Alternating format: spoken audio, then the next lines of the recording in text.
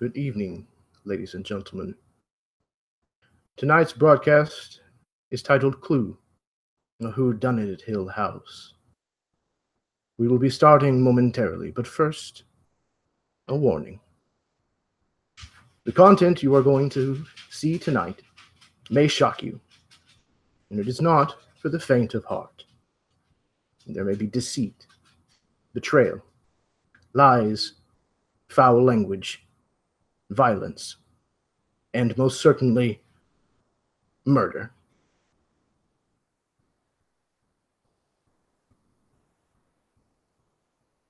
It was a dark and stormy night in the autumn of 1941. The rain showed no signs of relenting its downpour, and yet 4 guests made their way through the wooded New England countryside, coming ever closer towards the brooding estate of Hill House. A monumental construction to a bygone era, its tall towers and narrow windows almost seemed to cage the light. A twisted driveway snaked its way out of the surrounding forest and approached the mansion. And it is up this paved road that a lone set of headlights this way comes.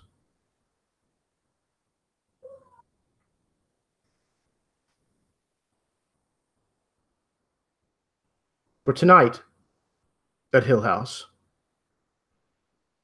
you see, there is a dinner party. These 4 guests are not friends, nor associates of business. No, there is a dangerous web that has been woven, connecting the fates of these people. But who are the spiders? And who are the flies?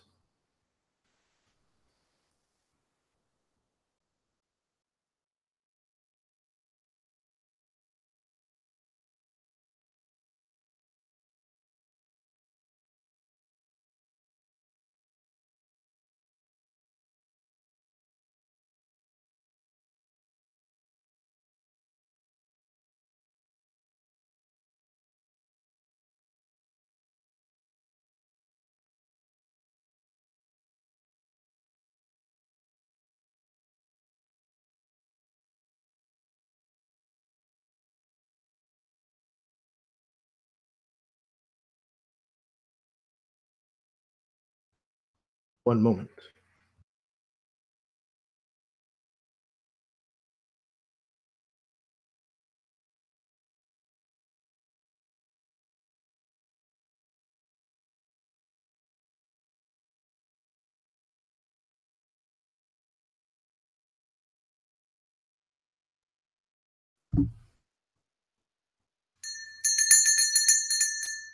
Ah, our first guest has arrived. The door opens to reveal a man. And what does he see? What does he look like? Monsieur Noir is wearing a black raincoat and a black top hat and a black pair of spectacles as he makes his way toward the front door of this mansion. He tucks up his coat against the rain and looks around himself warily.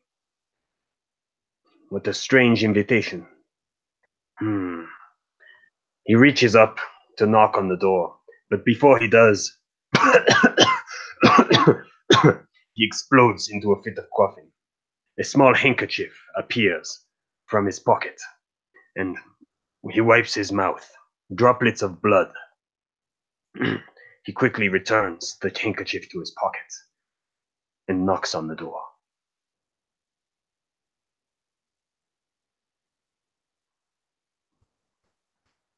The door opens to reveal a man in his mid-30s, slightly balding with his hair slicked back, sharply appointed. He opens the door and stands beside it. Good evening. Are you here for the dinner party? Good evening, sir. Yes, I received an invitation. You would be Monsieur Noir. Indeed, that is myself. Enchanté. And your name? Mr. Longfellow. I'm the butler here at Hill House. Monsieur Longfellow. Well, please, then, in that case, would you take my coat? Would be my pleasure. As he does so, we are gathering in the library before dinner. If you would let me know what it is you will be drinking, I will have it brought to you. I would like a, how do you call it here? Gin Ricky, please. It would be gin with a small amount of tonic. Yes, sir. We took all measures this evening. If you would, the library is this way. I follow him to the library. The man takes you through this opulent hall, down to a room on the right where he opens a door to reveal an incredibly lavish room with fine wood and many, many books. And he gestures into the room.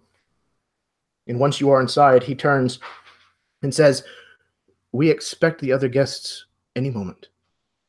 Your gin Ricky will be with you." He's barely listening as he shuffles over to the mounds of books. Oh, fascinating. Oh, this don't. Oh, your master, the master of the household, must be quite a literary connoisseur. Oui. Mr. Hill reads. He's an avid reader, we shall say. Fantastic. I will await the other guests here, if you don't mind. He bows politely and then leaves the room. With any luck, we will have another guest here momentarily.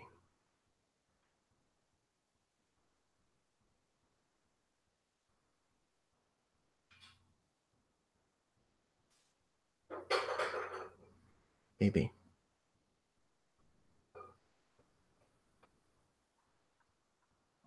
Ah. The bell rings again. Twice more. And within a few moments, the front door of Hill House opens yet again against the awful pouring rain. This time there are two guests at the door. When Mr. Longfellow opens to greet these two individuals, what is it that we see?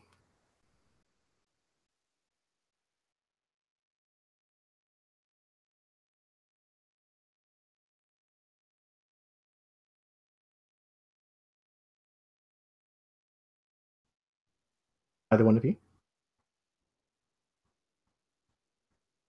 Uh-oh. Did what I say last did not, was I muted? No, I heard you. I'm just, okay. I'm trying to find my description for Gotcha. my character real quick. 1 second.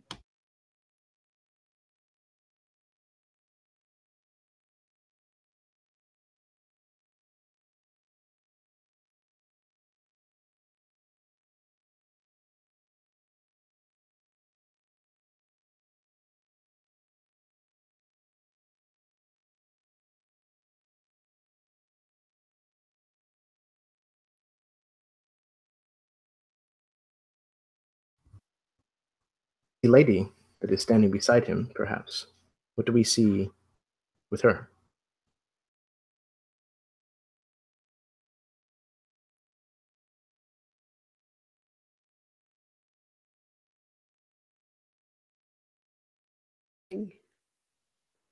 Yes.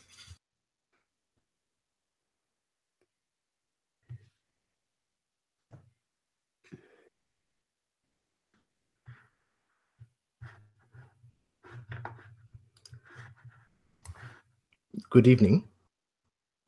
Good evening. Am I at the right place? This is a wonderful house, though, but the weather is dreadful. This is Hill House. Oh, this is Hill House. You have an invitation for dinner? Oh, I do, yes. Ah, you are Miss Lavender. Miss Lavender. Yes. Yes. Please, Yes. come in. Oh, aren't you a spry little one? Thank you, dear. It is my pleasure. Do you have anything to check? Your bag, perhaps? Your shawl? Well, maybe No, you know what? Maybe take my fur coat. Of course. Thank you, sir. Yes. And he'll do so. And he looks to the gentleman who's still standing on the stoop.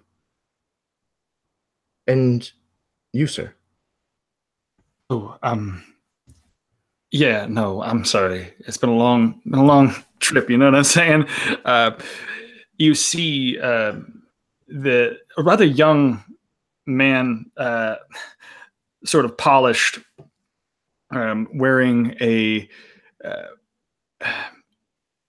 cobalt blue suit and a rather bluish parka, like a cobalt blue parka jacket, like bomber's jacket, wrapped around the outside. He sort of, you couldn't have let us in a little sooner? It'd be nice to get out of this freezing rain out here. Many apologies, sir, but the door is open now, if you would like to come inside. Yeah, I appreciate that. It'd be very nice of you. You are Captain Cobalt, I presume. Captain Cobalt, nice to meet you. Yeah. Captain Cobalt. How intriguing. Shall I take your jacket, sir? Not for right now. I'm still a little flustered from the weather, but yes, sir. I'll give it to you when time needs be. Yeah, it's a good idea. And we are gathering in the library before dinner. If you would give me your drinks, I will have them brought to you promptly. Sidecar for me. Thank you. Of course. I'll take some whiskey if you got any. Whiskey. Preferably. Tennessee, if I remember correctly. Exactly. Man, your people are good. I wasn't expecting that, but we have taken all precautions for this evening. All right. This way to the library. And once more, he takes you to an extravagant-looking room that is filled with rich mahogany and books beyond measure. So many that it would be difficult to even catalog. Word. You know, and I never was a reader, but it does look impressive, doesn't it? I do have my own library. You do. I certainly do. I mean, you don't get a lot of time to read in the trenches usually. Yeah, but I appreciate a good book from time to time. I mean, I don't know. I think they look lovely and they're very good for impressing people. Well, yeah, no, I don't doubt that. But I mean, you know, I tend to do a lot of cold reading, not a lot of moments where I get a chance to really, you know, do things. Intriguing. When you're running, you know, in war, it's kind of hard to stop and take a moment for yourself.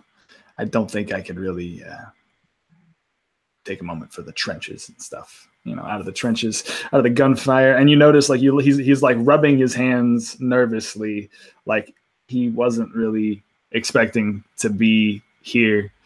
You know, of all places. You know what, dear? You can relax. You know, I feel exactly the same. I should say, I felt exactly the same when I was performing everything on stage. You can't stop. You just can't stop. It must be about the same to be in the trenches, I imagine. You just can't stop. Yeah, no, right? You're exactly right. That's exactly right. It's difficult to stop and take a moment for yourself.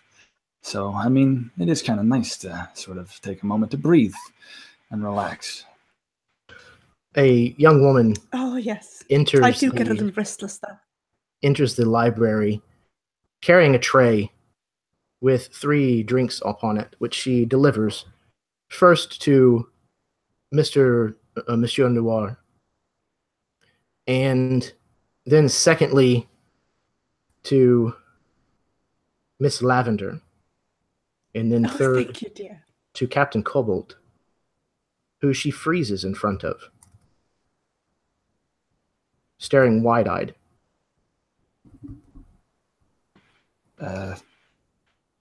Can I help you? You're she starts turning kind of Oh, pink can in you the help, dear? face. Yes. Excuse me. You're I recognize you. That is all. Recognize me? Wow. Look, no, look. And he kind of like pulls her off to the side. Look, you don't recognize me, okay? Of course. Right. I understand if I've got one of those familiar faces. I promise you I do. But I've never met you. I've never met you in my life. And I'm not really that much of a recognizable guy. I'm kind of just a Joe. Okay? Yes, sir. Forgive me. And she kind of Nah, it's okay. nods her chin. Don't worry about it. And kind of slowly backs out of the room with carrying the tray.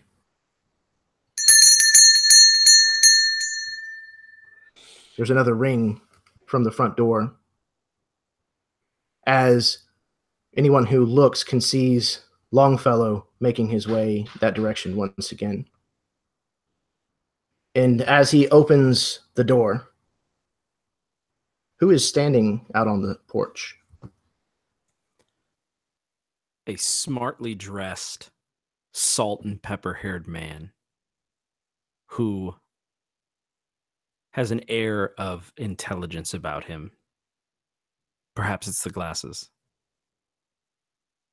He shakes some of the dust off of his coat.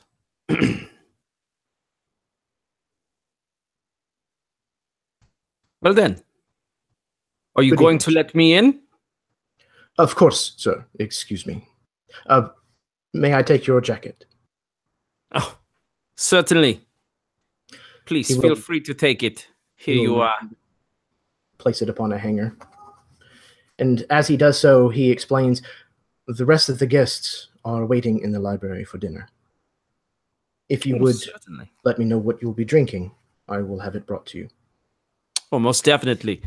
What is your oldest, finest scotch? And I wanted to continue to flow through the rest of the evening. Of course, sir. Mr. Hill took the liberty of procuring some Talisker, extra smoky. Oh, yes. This is wonderful. It will be brought to you, sir. The library is this way. Many thanks.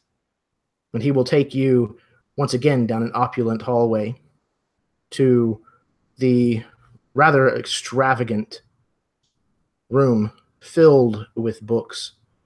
It is undoubtedly a library, where you see 3 other individuals, 2 of which seem to somewhat be engaged in conversation.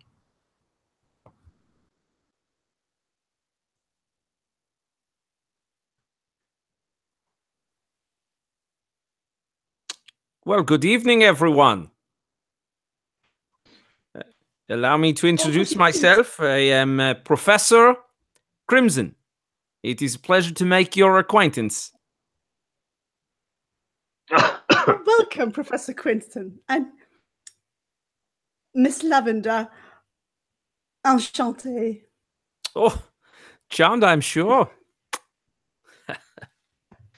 Indeed. If I had known the types of guests that would be invited to this party, I'm not sure I would have chosen to attend. He snaps the book shut and kind of looks over at you. A pompous, ignorant woman, and one from Alemania, no less. This is not what I signed up for. I will have you know I've been around the world. I was in Berlin. Fantastic. I did not Even stop. more German affiliates. What are we doing here? And he stomps over to the bookcase and pushes his book back in, sort of. Could you be any harshly. more French? So French. Well, we must be here for something. Shall we get it over with? A Right. moment later, another man enters the room. This one dressed very much like a footman. He approaches and walks directly towards Professor Crimson with his whiskey on a tray. He moves to hand this drink to Professor Crimson and accidentally spills a little bit on the floor just at his feet. The footman very quickly blusters, "Oh, excuse me, sir. Scheiße." And he bends down and starts scrubbing the rug. It appears as though you have spilled about a nickel's worth of scotch. Not of my pay, I am sure.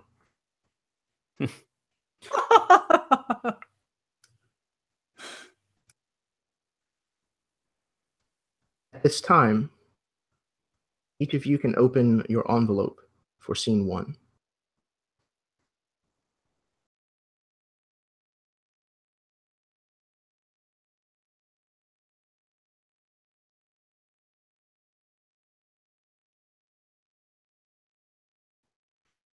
Whenever you have read what is contained within, feel free to continue with the RP. Once you guys get to a lull, the dinner bell will ring.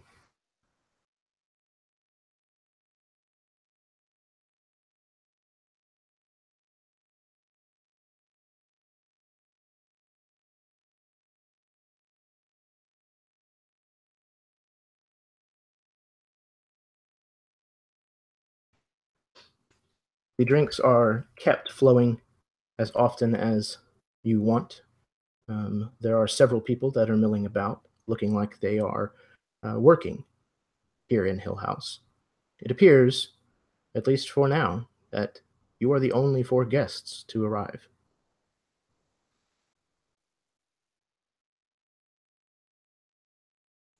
And Professor Crimson would peruse the books, running his fingers along their aged spine, taking in the room, but keeping the guests in front of him as he sort of does so casually. And he particularly takes note of a man donned in a black trench coat, a man who stands huffing sort of the opposite way. In other words, if Professor Crimson is turning in to this dinner party and sort of trying to be welcoming, it appears as though this man is doing quite the opposite with his eyes, though his body language is remaining roughly polite. And so I believe that I would address the man in the black trench coat. I didn't happen to catch your name. As I said, I am Professor Crimson. I know who you are. I have heard of you. I have seen your lectures at the university. Oh. In fact, I have spent some time there myself. Do not try to fool me, Monsieur Sergeant or Professor Crimson. And Professor Crimson sort of spits just a little bit of the scotch back into the glass. And immediately changes the subject. He looks at Captain Cobalt, and he looks him up and down, and he removes his glasses ever so. And what did you say that your name was?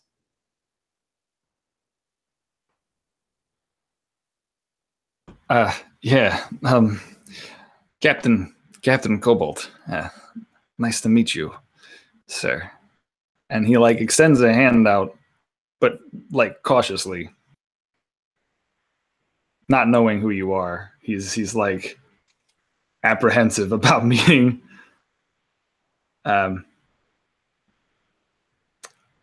You're a professor, huh? Yes. And you notice that Professor Crimson has to switch hands for his drink. He's left-handed. And so he reaches in for a handshake and sort of awkwardly uses his right. Right. And he looks at you, Captain Cobalt. He looks at you with eyes that show familiarity. And then he glances that away and shakes your hand. I mean, growing up, I was never much of a, I worked more on trying to be a part of something bigger than, going to college and stuff. But I mean, man, it's nice to meet you. What do you teach, if you don't mind me asking? Oh, well, I have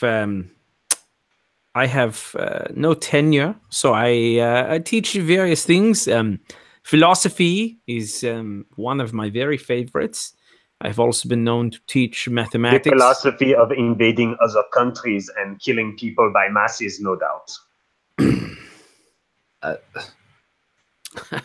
Someone gets that man a drink. Another one. I mean, I wasn't going to be so brazen to say that, but I mean, he's kind of right, though. You're not one of those, are you? Oh, a Nazi? I call a spade a spade. No, certainly. Yes, I am not. I am not a Nazi. That's good. I'm not either. So, I mean, at least we have that in common, right? Let us all take a drink to not being a Nazi. Oh yes, I'll drink to that. Drink to that. I'm sure we can all drink to that, right, Mr. Noir? I will cheers with you on this matter. Yes. But what is this on the floor there, in the middle of the room? Oh, the trunk. Yes, I've been wondering since I came in here. Which one of you guys had that much luggage? I don't know, but it doesn't appear to be locked. Is it any of yours? It is a rather expensive-looking, large steamer trunk, and in fact it is more or less sitting right in the middle of the library, with no lock, and in fact the latches on either side are not even thrown. I mean, it's just there. Well, I suppose we should get to the bottom of this, no? It seems it was left there for us. And we have a few moments before dinner begins. I'm sure at least one of us are good at getting to the bottom of things. For a moment, Captain Cobalt stops and looks at you, Miss Lavender. And he like looks at you and then shakes his head. Nah, I couldn't possibly be. No. But then he thinks about it. And as we're all eyeing the steamer trunk, he sort of like moves his way around the room toward you. He's like, let me ask you a question. You ever, sounds like you traveled the world. You've seen a lot of places. Oh, I did, darling. You ever do, I mean, you seem like the acting type, the very flamboyant sort of person. Can I ask? Spot on. I can tell. Quick question though. You ever do any work in the America before? I mean, I feel like I recognized your face. Well, I did have an establishment, let's say that. In America, okay, too. He starts to blush a little bit. Maybe that's where I recognize you from. I didn't think about that, but she actually seems a little bit distracted. You could see her kind of. She can't quite let Mr. Noir go. Right. Or Monsieur Noir. but she's kind of back on you and going, oh yes, that's probably it. I was, I've drawn back a little bit now, with age, but I was around a few years ago. Yes. Yeah. Well, I mean, we could talk about that later, but it's. Oh, sure we can. Sure we can. You bet we can. He looks back to the steamer trunks now. As does she. And Monsieur Noir has stepped forward, kind of looking back, looking back to make sure he has an audience as he flips open the trunk, opens it, takes a few steps away, and says, "Et voilà. Qu'y a-t-il dans ce coffre?" And as you do so, the lid kind of slams back onto its hinges with kind of a spring. And it looks at first as if it's empty. You can see most of the walls on the inside. But as you step closer to peek inside, you see a strange assortment of items. A candlestick, a rope, a wrench, a piece of lead pipe, a knife, and a revolver.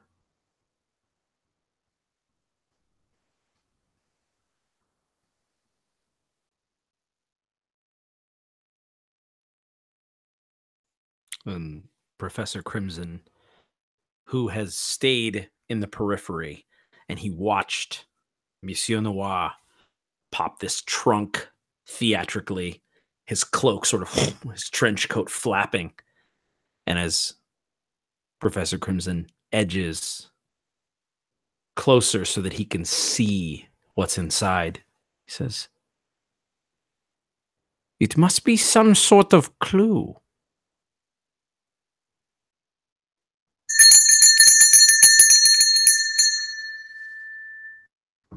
There's a ringing once more. It sounds slightly different than the bell at the door. Within a moment, Mr. Longfellow appears in the door to the library. Dinner is served. If you would follow me this way.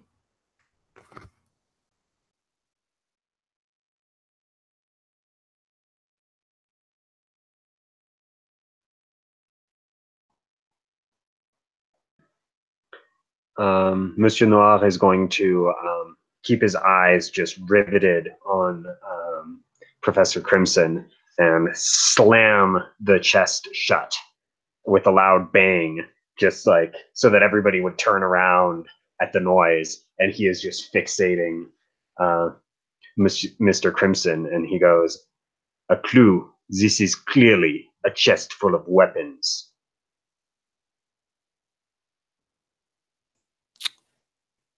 Indeed, because I always use a candlestick or a wrench or a pipe as a weapon. Now, the revolver I will give you and the knife, but it's trinkets, junk, things. A rather odd assortment, if you ask me. But, I mean, who am I kidding? You are led into yet another extravagant room. Again, decorated with dark woods and dim lighting. The table is one of the largest that many of you have probably ever seen. And there are animals adorning the walls, looking down upon you as you enter this room, the dining room, where there are small placards that show where it is that you are to sit at this large table.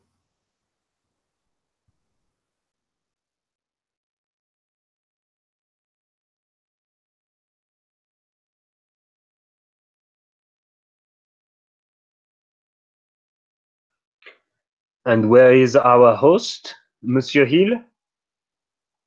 Will he not be joining us for dinner?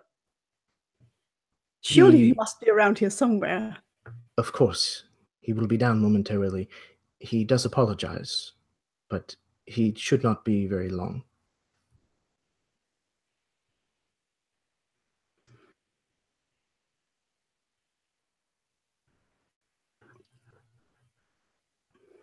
Well, in that case, I guess we should be seated without him. I would not want to seem rude or improper. But you're French.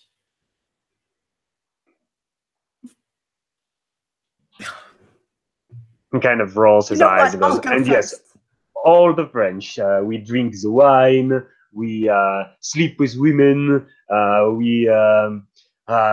what else? The beret and the baguette under the arm. This is a stereotype, mademoiselle. Oh, a stereotype. I wouldn't even presume to know what that is, honey. Miss hear- Lavender will go search for her space at the table. You find it easily. It's probably even the place that you would have chosen for yourself at such a dinner party. You hear the Wonderful. yapping of a small dog approaching from outside the dining room. The doors open to reveal an aging man, his face somewhat sagging from the years, his hair receding the other direction. He wears this plaid suit and carries this very small mop of a dog. He kind of scans all of you and nods. Good. Yes, you're all here. Fantastic. I do apologize for making you wait. Please sit. I'm famished. And he approaches the head of the table where he sits, and immediately people buzz around the room, placing napkins into your laps and beginning to bring dishes and serve the first course.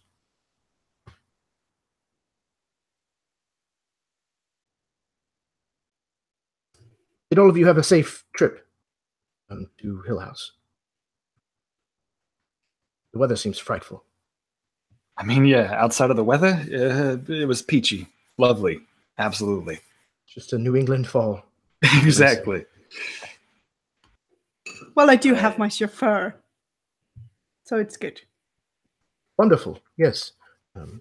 I felt much safer on my way here than I did after I entered your household, Monsieur Hill. You have not found Hill House to be comforting, Monsieur Noir. A house with a revolver unlocked in a chest and full of strangers, some of which I don't know. I didn't realize. I do not mean to question, of course, your choice of invitees, but sir, surely you must know the tensions building in Europe right now. Of course, I am aware of what is happening in Europe, but you are mistaken. I did not send you invitations. I was informed that you would be coming this evening. Oh, please explain.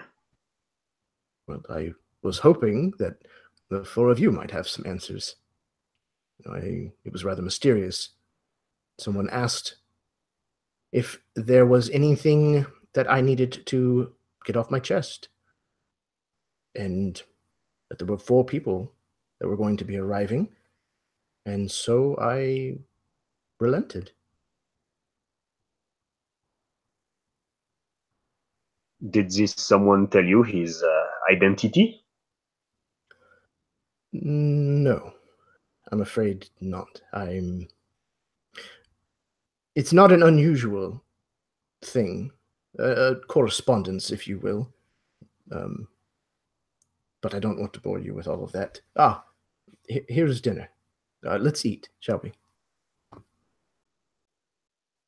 Very well.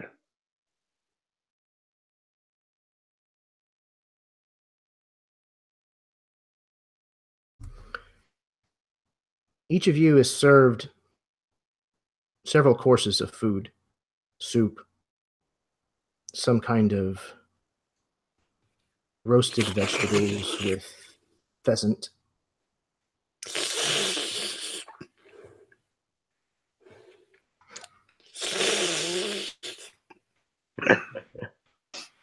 I mean, I was gonna wait, but since you're doing that, I mean, I might as well just try some.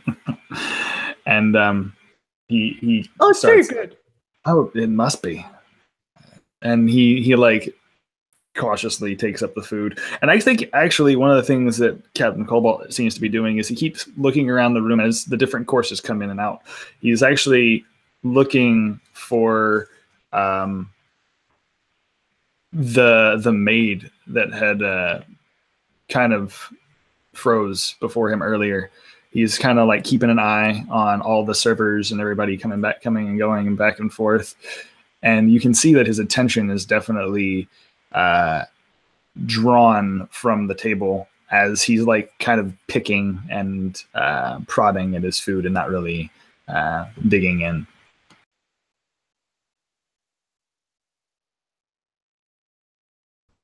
You certainly see the woman. And every time she enters the room, she certainly shoots a look in your direction and sometimes lingers for what would be an inappropriate amount of time for someone of her station. And there's several other people that continue to serve, including the footman that you met earlier briefly.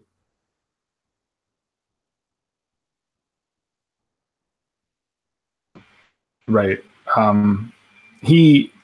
He'll give her the occasional smile and recognition, but like definitely keeps his eye on her as he's eating. And bits and pieces of like normal conversation. And you can start to see that like his gruff, like tensed persona is now loosening up, and he's getting a little bit more relaxed and a little bit more flamboyant as the night goes on, and as more drinks go into him. He's like, yeah, it's been a while since I've felt like this for a long time. You know what? What did you say your name was? Hill? You serve a wonderful dinner party. Have I said that before? Have I said that yet tonight? You are absolutely doing it's a great job, sir. Well, thank you. I am Lionel Hill the Fourth. But yes, we have been serving dinner parties here for, well, many generations.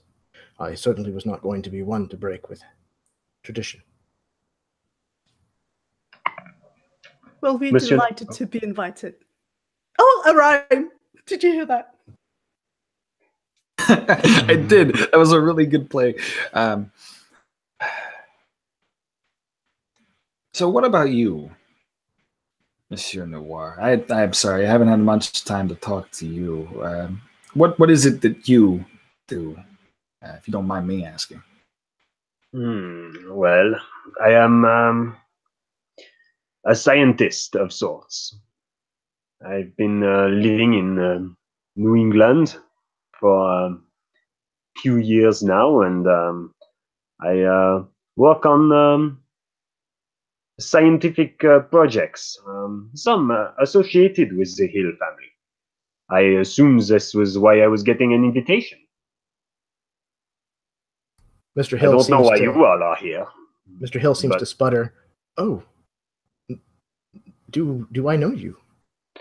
Oh, not myself personally, no. I am much too lowly to be in the recognition of someone as important and powerful as yourself. Oh, come now. Flattery will get you a lot of places. I'll just leave it at that. But how about you, Monsieur Captain? I'm sorry, Cobalt. I see that you are in the military, and this is... what is your take on the war that is happening in the Americans? Roughly in the military. It's been a rough road. There's been a lot of ups and downs, a lot of I've been we've been trying to establish some sort of an effort, you know. But I don't know if it's gonna ever start.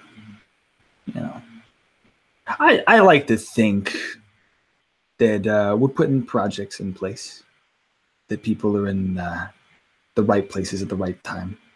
You know, let's just say it feels a little staged to me. I don't know. Maybe it's a lot. I'm drinking a lot. I'm sorry. Well, this is fantastic news. Yeah. Cheers. Cheers to that. And sure, the reward will never reach here. Yeah, Right? I would hope. Right? You would hope. I mean, not. we're here. So little care then for your homeland, Miss Lavender. Indeed, we are safe hiding here. Oh, the English will prevail. We always do. We always do. Of course, I did have to get out of Berlin. But, you know. I have always wondered what makes it new. Sorry, you said, Monsieur, that you're from New England. I've always wondered why the Americans had New England. What makes it new? What was wrong with Old England? Captain, I believe I am drinking more than you.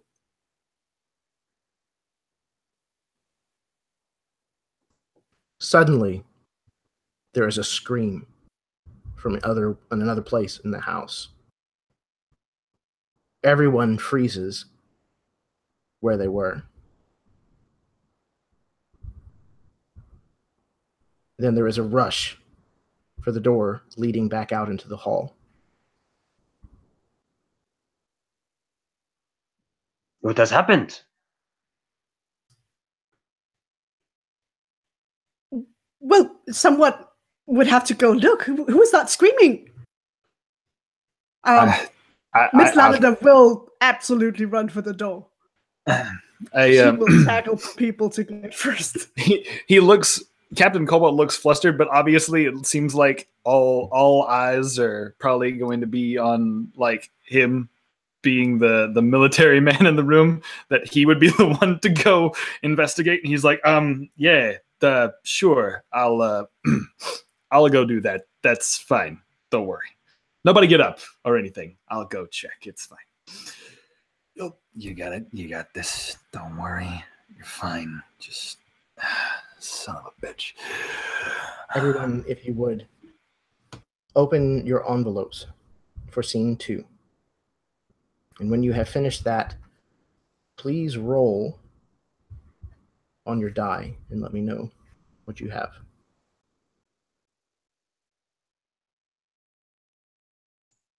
I want to hear the sound of this awesome envelope opening. The envelope tears are so exciting. Oh.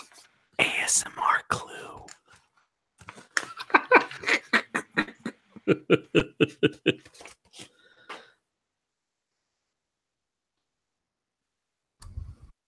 As you enter the hall, you see the footman standing there, looking up, agape, all of the color having drained from his face.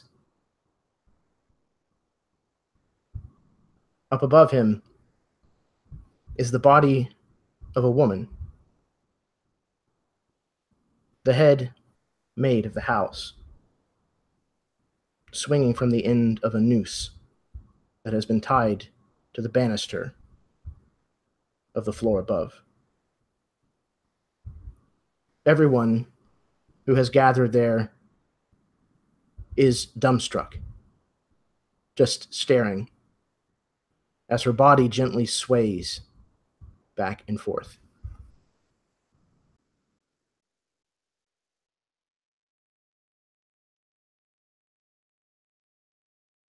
Oh my goodness, who is this poor woman? Perhaps she's still alive. Help me get her down. Yes. Yes. I will help you. I will help you. Of trying to find the rope. Where is it fastened? To the I banister. go grab like the body to catch it if she. And Miss Lavender will try to get open, and when she does it, she's kind of pulling the rope. So the poor woman in the rope is like wiggling around, but she finally gets open the rope, and What are you doing? Lower, not ready, lower, not lower. ready for the weight.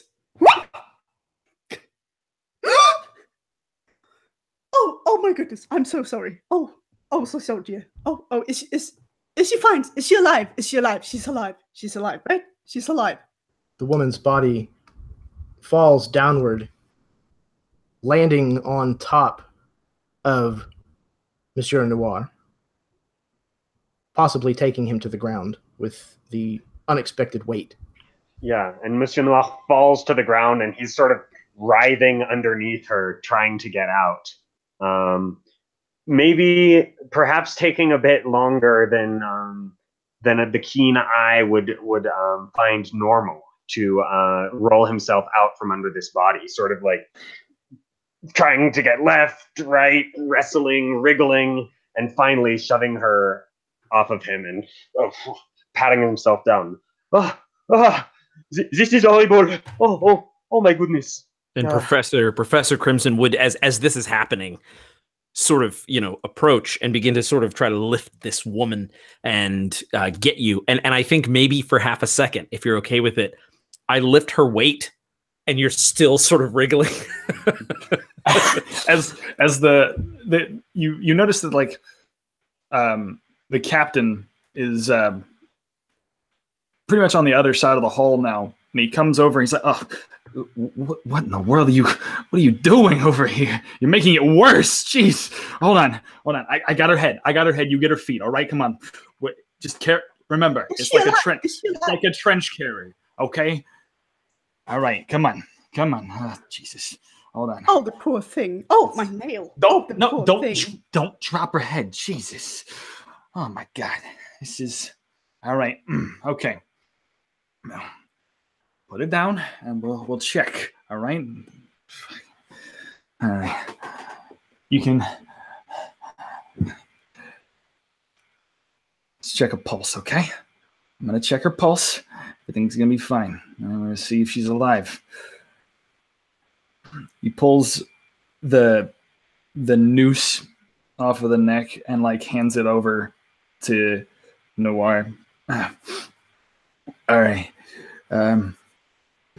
How do you do this? One of them taught me how to do it before. Come on. Put your fingers here, right? Mm-hmm. Uh-huh. And you can tell that he doesn't look super practiced in medicinal training, but he's trying really hard. And he's like, 2, 3. Oh, come on, man. Surely you touched a woman before. No. I counted the pulse. I'm trying to count pulse, and I'm not feeling anything. Sorry, I don't think she's coming back. Oh, several people in the room shriek. Well, Mr. Hill comes forward. This is a travesty. This can't be happening. What do we do? Monsieur Hill, do you know who this woman is? Yes, of course. She is my head of the maid staff.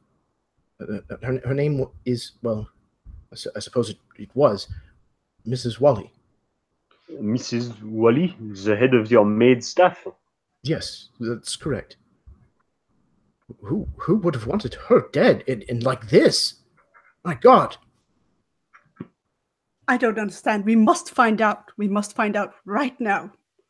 Someone take a look at the rope. There must be something on the rope. I tell you what, I'll take a look at the rope. How about the rest of you? How about the rest of you go and check the other rooms? There must have been somebody around that would have. Yes, one I recognize this rope. This rope was in the chest earlier. It's the same rope. Oh my god, you're right. Maybe the other weapons are missing. Oh my god, we gotta find. There is a killer. We must go see what else they took from the chest. If they have the revolver, oh my god. Through the chest. Through the chest. Through the chest. And like he takes hold of the rope and he's like following you fleet of foot, just like the same mindset. All together, like we gotta go. And it's group over to the chest. We just like rush over to the chest. You all run into the library, which is just off of the hall, having been in there moments before. You rush over to the chest, which still it sits in the middle of the floor. However, it is open once again. Looking inside, you see all of the weapons are missing. Oh my goodness, this is horrible. There is a killer on the loose, and he has all the weapons. You know what? I'm not sure. I was laughing when you said something like a candlestick would be a weapon, but I must admit that right now I'm maybe less certain about the joke and the laughing. I apologize. And Professor Crimson would specifically be looking at Captain Cobalt's response. What was Captain Cobalt's response, Chad, when you saw that the trunk was empty of the weapons? Captain Cobalt he's kind of flabbergasted too that all of them are gone. Right? Like that everything is gone. He's kind of like, he starts looking at you, and he starts looking at Lavender, and he starts looking at Noir. I don't like any of this. You know that? I don't like any of this. Because here we were having a nice meal, and now we got to worry about a dead body, and possibly somebody out there trying to kill us. Yes, it's not quite like the movies, is it? No, it's not quite like the movies at all. You would probably know that better than any of us. Am I wrong about that? I mean, I do tend to be a little flashy, a little camera happy from time to time, but I mean, there's nothing wrong with that, right? No, certainly not, Mr. What did you say your name was? Your first name, Captain? Right. Hold on 1 second. Or should I say, Wayne? Is it? Yeah. Yeah, it's Wayne. I knew it. I knew it the moment that I laid eyes on you, and I hadn't even had my scotch yet. This man is a star. This is I don't Wayne like Wagner, or Wagner, as you say here in the States. Look, I didn't. Oh my word! I just came out here to the country just to have a nice dinner, to be invited. I thought it was something sort of important, you know.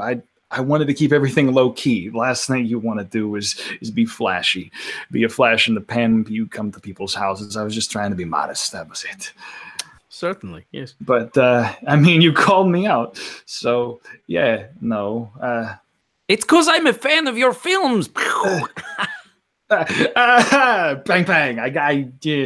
back at you. Look, yeah, no, but look, no offense, Professor Crimson, but I don't think it really is a proper time for us to be focusing on what I do for a living.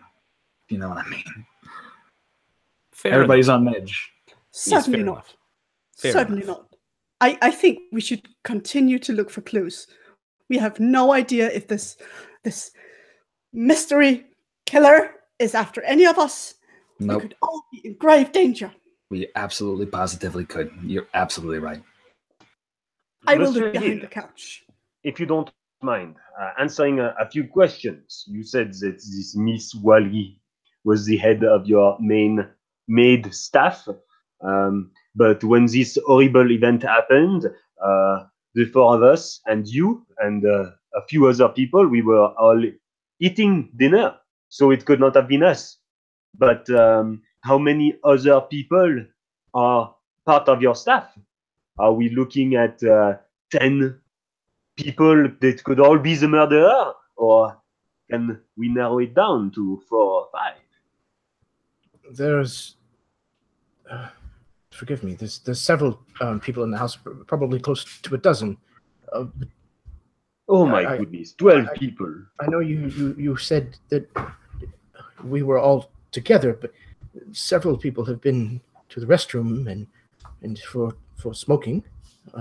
You've been here for some time now. It could be one of you, could it not?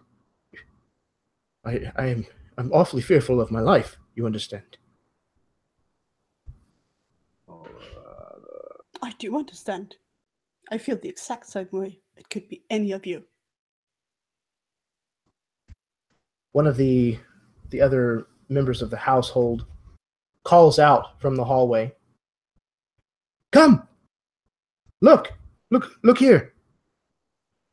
And as you rejoin them in the hall, you see what looks to be a partial shoe print near where the rope was secured upstairs. How did I not see that? Oh, I was so stressed out. What size print?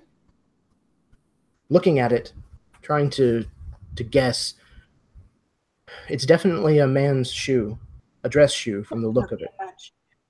And it looks to be perhaps a size 10. Well, that rules at least one of us out, doesn't it? And I start looking at people's feet.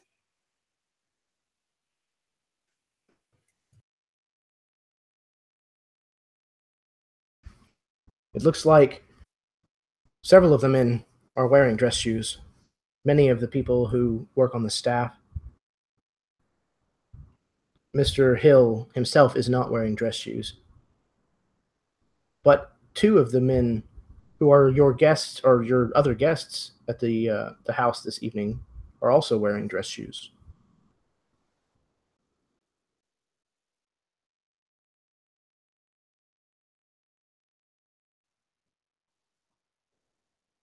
Professor Crimson would begin to casually glance down, perhaps even feigning tying his own shoe. And he does this. He crouches down on one knee. In all this excitement, it would be a shame to trip. And he squats down and he specifically glances around at everyone's shoes without moving his head. His head is down and he's sort of darting his eyes back and forth. Jeremy, would I notice who specifically is wearing dress shoes in this crowd of people? As you kneel, you realize you, for one, are wearing dress shoes. As are many of the other people, as I said, the males of the working staff, the footman, as well as Mr. Longfellow, the butler, and Captain Kobold.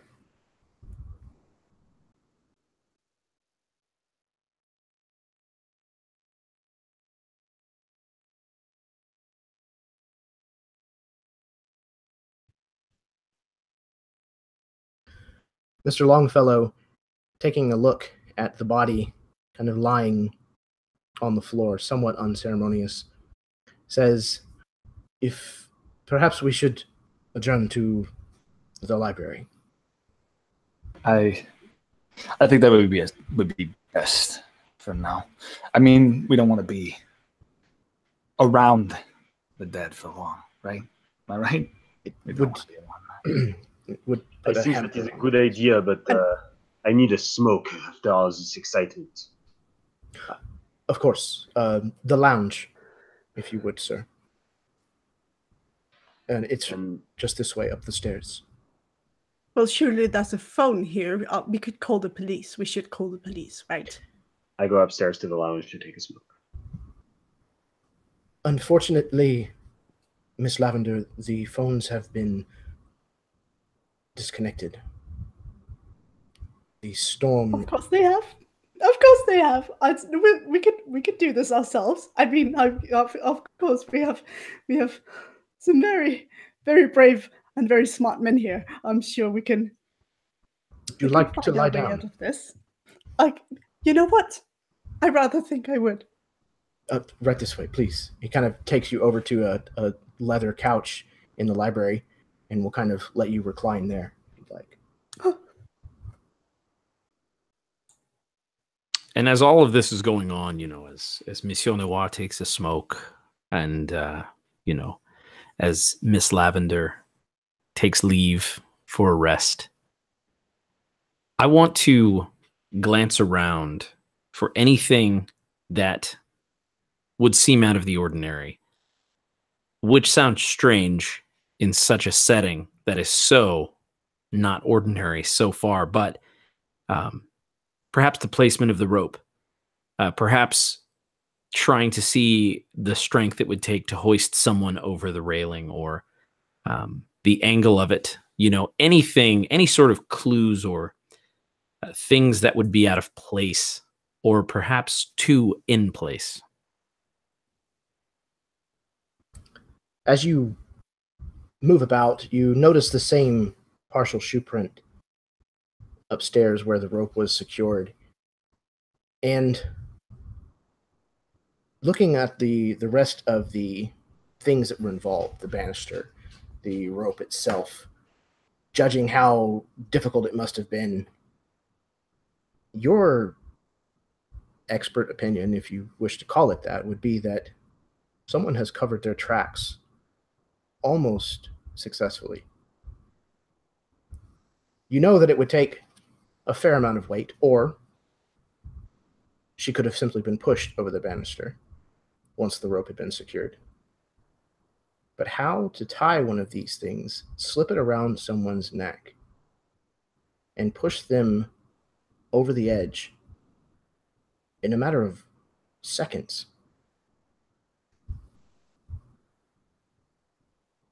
would have been difficult.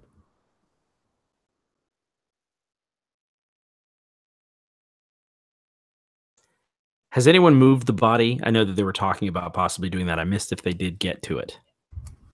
I think the only movement that has happened is just it's been lowered to the floor. How cold is it, the body? Not all that cold yet. You can feel that it's rapidly losing its temperature, but it is definitely not what you would describe as cold. Okay. I continue to pace. I continue to look, probably now overthinking things, and perhaps my mind becomes a bit numb with all this information as it sets in.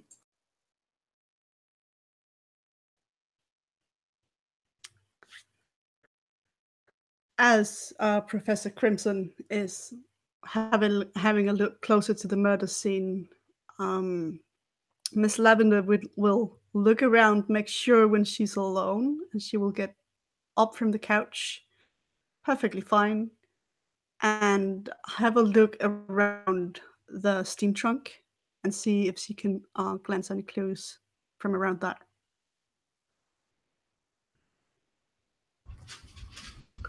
You see that when the trunk was open this time, that the hinges were somewhat damaged. They weren't like that before. But aside from that, again, it looks like almost as if someone had covered their tracks. They had cleaned up behind themselves. The metal that a lot of the latches and things are made from is kind of that brassy color after it's been tarnished, where it kind of has like a rainbow sheen, and it holds thumbprints and fingerprints really well. That looks like it's been wiped down, almost burnished back to a shine, which it, again, was not before.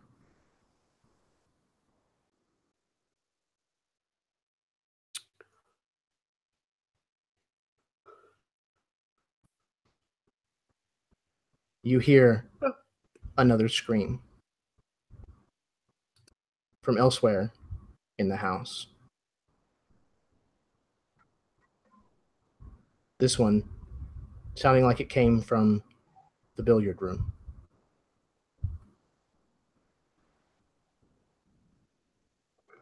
I rush out of the lounge, sort of coughing a little bit as I come out. wipe my mouth a little bit on the back of my hand, and look around. Is the lounge sort of off of where the balconies were? You said it was upstairs. Yeah, the lounge is upstairs. The billiard room is likewise upstairs, but kind of on the opposite wing of the house, the opposite side. Okay, I would go rush out of the lounge and look down, and so I assume I would see Professor Crimson down there, sort of pacing. Right? Yeah, I would say so. All right. We must go see what happened. And I would conspicuously be sort of now at this point probably overanalyzing things. So turning quickly, looking closely at things, probably seeing clues where there aren't any, things of that nature.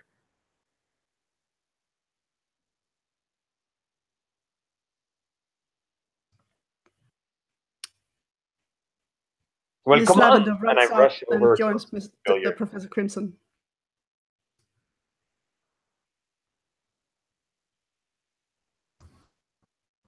So, as you rush to the billiard room,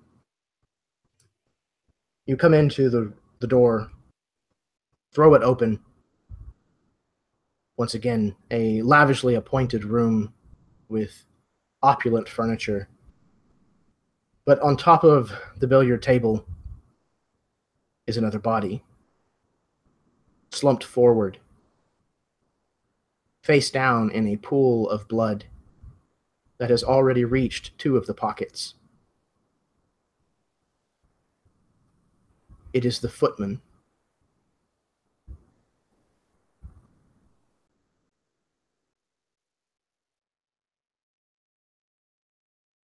The footman is Mr. Longfellow, right?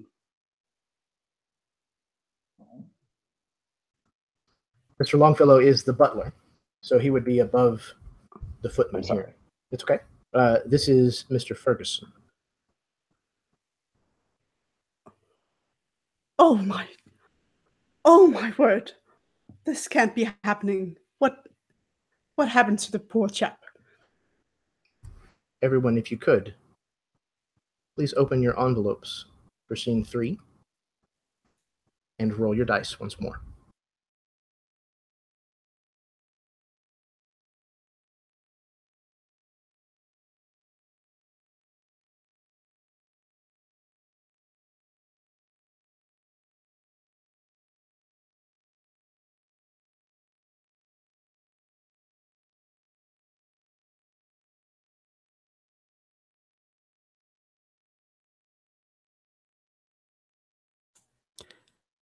Professor Crimson takes a cold stare, and the jovial softness of his eyes hardens. I will not be the victim of a murder this evening. So, we will get to the bottom of this madness now. Agreed. What happened to the poor chap? Can you tell? And I think that at this point, Captain Cobalt, Wayne, instead of his like Eastern bravado, he actually puts on his Western voice, his actual voice. That's not fake actor persona, but well, I'll be damned. Look, I understand that y'all are nervous, and that makes perfect sense. But look, I'm gonna look around. But when I was looking for clues in the other rooms, he looks specifically to Professor Crimson. I'm not really good with German curses. Maybe you could help me out. But I was passing through another room close by, and I swore he said some sort of German curse of some kind. Do you recall the word? I would certainly know it. It was when he spilled the drink in the library earlier. He uttered the phrase "Scheiße." Scheiße.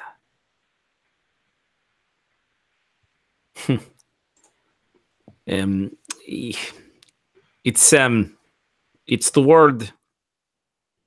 I believe you. How do you say shit? Yeah, like horse shit. Yeah, no, I got it. Yeah. Yeah. Scheiße. Yeah. I wonder. This house. I don't know what. There's something uneasy about this house.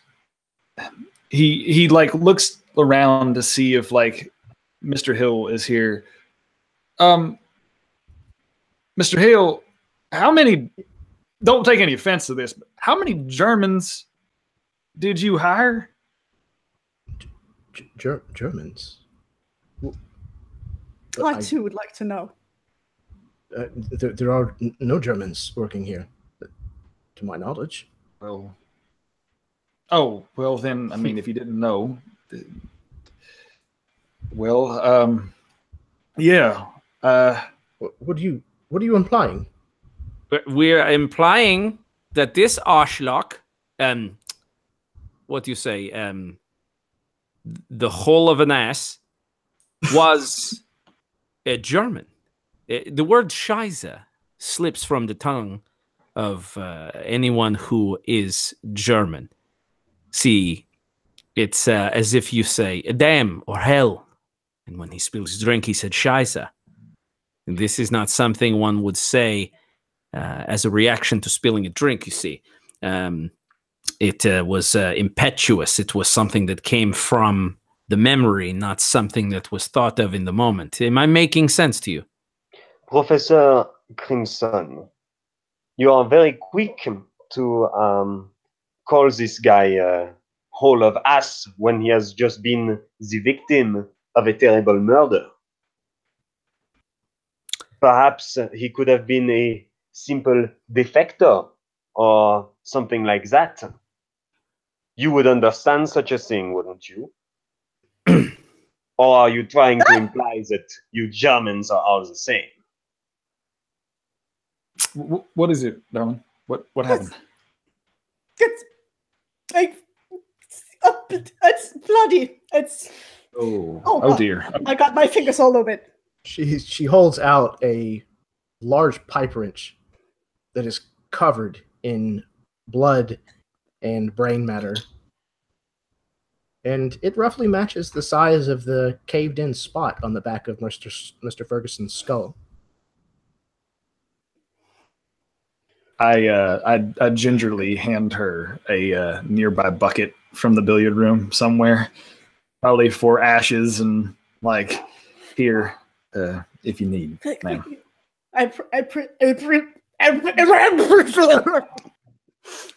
That's it. Just let it out. It's okay. Don't worry. It's all right. It hasn't seen much blood. I understand. And as you know, as Miss Lavender hurls, I mean, this stench, whatever she'd been eating and drinking at the table, just comes up, and it's fresh. And Professor Crimson addresses the comments by Monsieur Noir, and he says, "Yeah, I understand exactly what it means to be a defector. I am not Aldo Crimson. My name is Adolf Rosenwald. And I am a German defector. And I am not a Nazi." Well, I'll be damned. I almost said something, but I felt like it was wrong with me, and I'm sorry. I didn't want to judge. I'm sorry if I almost did call you a Nazi. It's just, trigger fingers and such. Bang bang. I have seen your films, really. Right? What's it putting on airs? Yes. So yes, and I thank you. So, Monsieur Noir, please, I believe that the truce is in order. I am not working with the Nazis, and in fact, I am working as closely as I can with the Allies to do my best to inform on the Nazis. So I can be trusted, I assure you. I have heard of your recherche. I have attended one or two of your seminaires, which is how I recognize you. Your research here is quite outstanding, if I do say so myself. But to hear you speak so lowly of the other Germans, perhaps you might have convinced me you are not so bad after all. This means quite a bit coming from you, and I appreciate it. And I will say it, I will admit it, French have the best damn wines in the world. Perhaps we will have a glass when we survive this night, on me. When? When, not if. I take comfort in... At this point, Captain Cobalt is now looking over the billiard table. He's not super comfortable with blood, but he's seen enough props. He's been in enough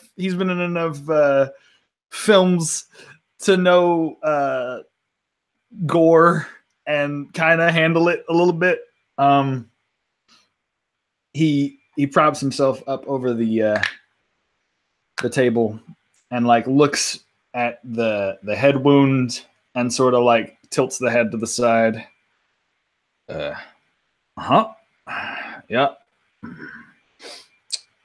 What's he see as far as like wound and just sort of pattern? Does it look like this happened and he just fell onto the table, or does it look like it was placed there? Right? Like, does it look like the body was just placed on top of this table? To your best guess, you have done some special effects work before.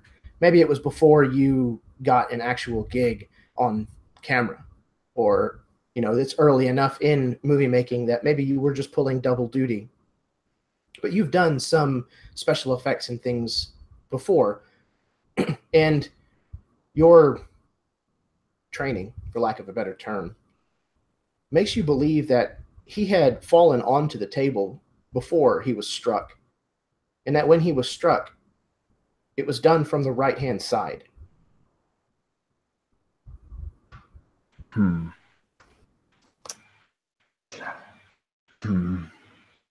Yeah.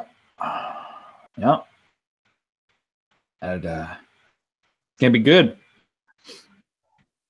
Well, Captain, what have you discovered?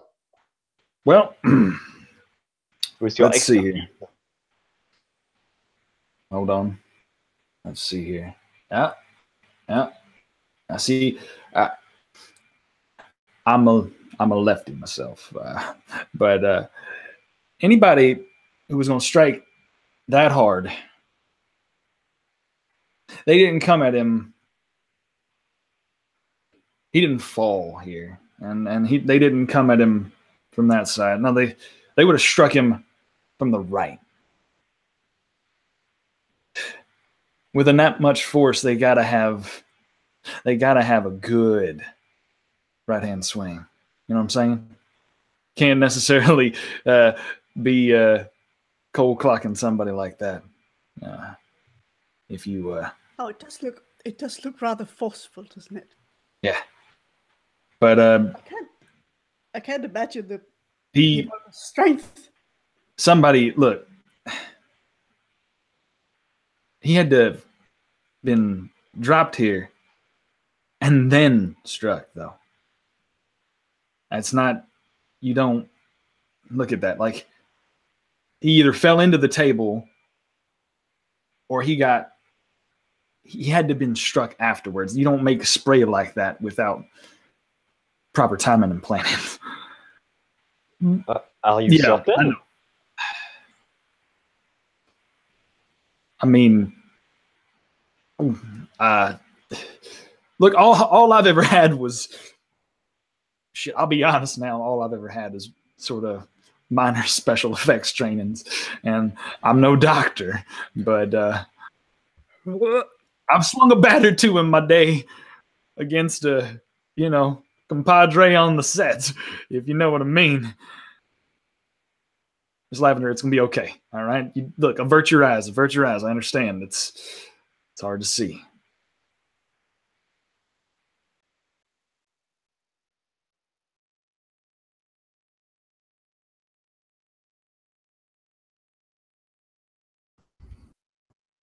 Tim, if you would check the chat. Sorry, I had it Worries. minimized there. And so I am listening as the genuine Wayne is there, and I feel that I can trust this man in this moment. I feel this is the first time that he is speaking from his heart, and as he talks about this, I go to grab myself another drink. Just a bit, just a kiss. And as I do so, I fumble for a glass, and behind the wet bar, I find a handkerchief. And I feel that it's out of place. It's too nice to be behind a wet bar. This isn't a rag that one uses to wipe out a glass. And so it's monogrammed. And as I unfold it to look closer at the monogram, the initials are confusing at first. I am able to read English, but I'm not an expert at cursive. But in cursive, it reads BS. And as I unfold it to see these initials, splotches of blood stain the beautiful white silk. And I hold it up and say, "Did somebody lose a handkerchief?"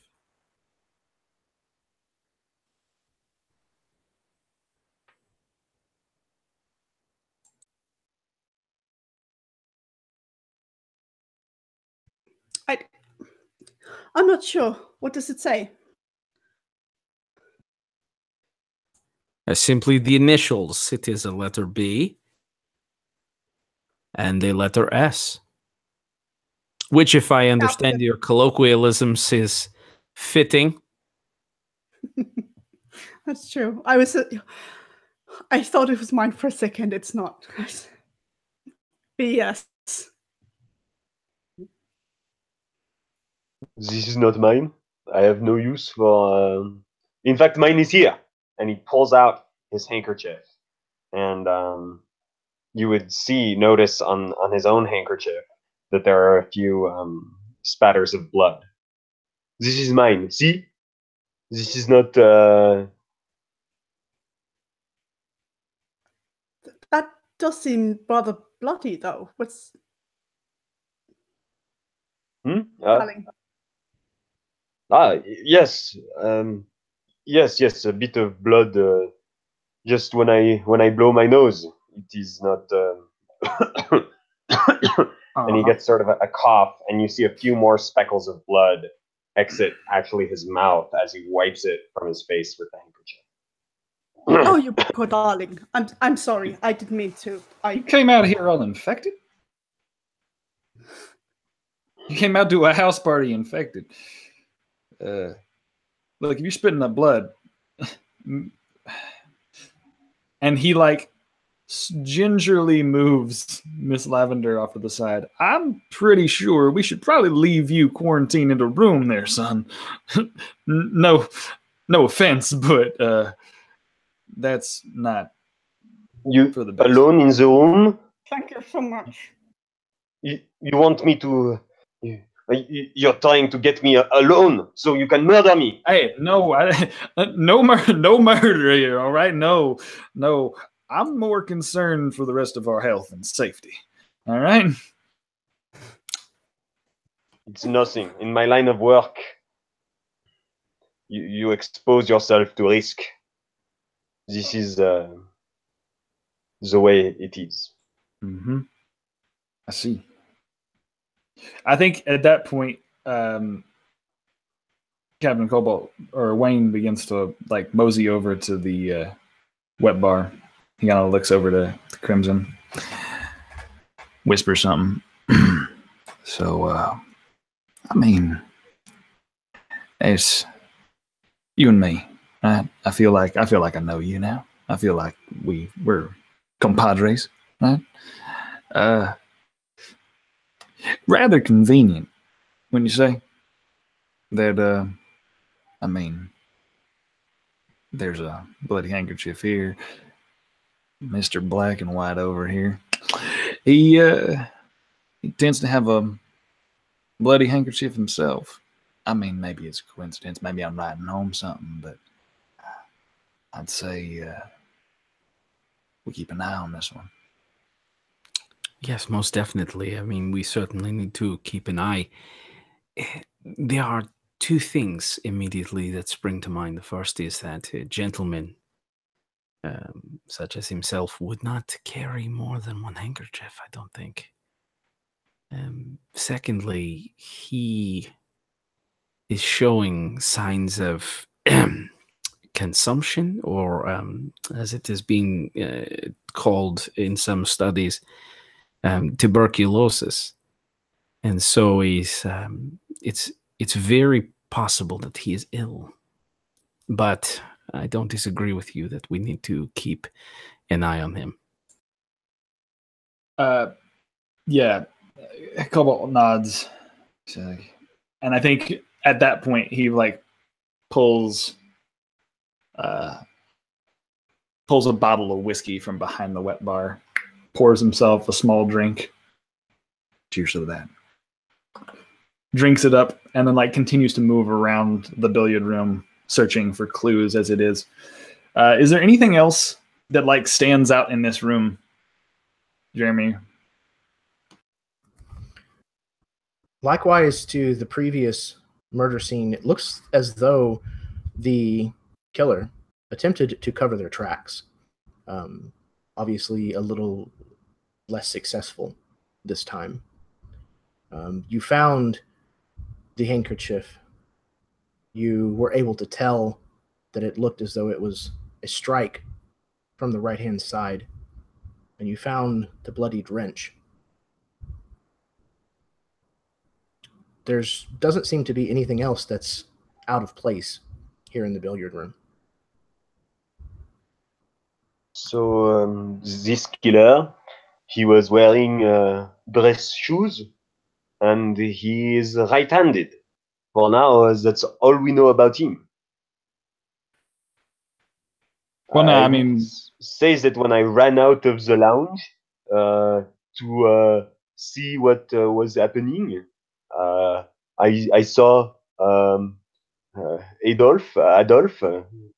He was still in the hallway, so neither of us could have done it. But I don't know. You, Wayne, where were you when the murder happened? well, I can easily put that to rest. I'm left-handed. That's not me. And as for your other accusations, if you remember, I was trying to help you take the noose off that poor lady.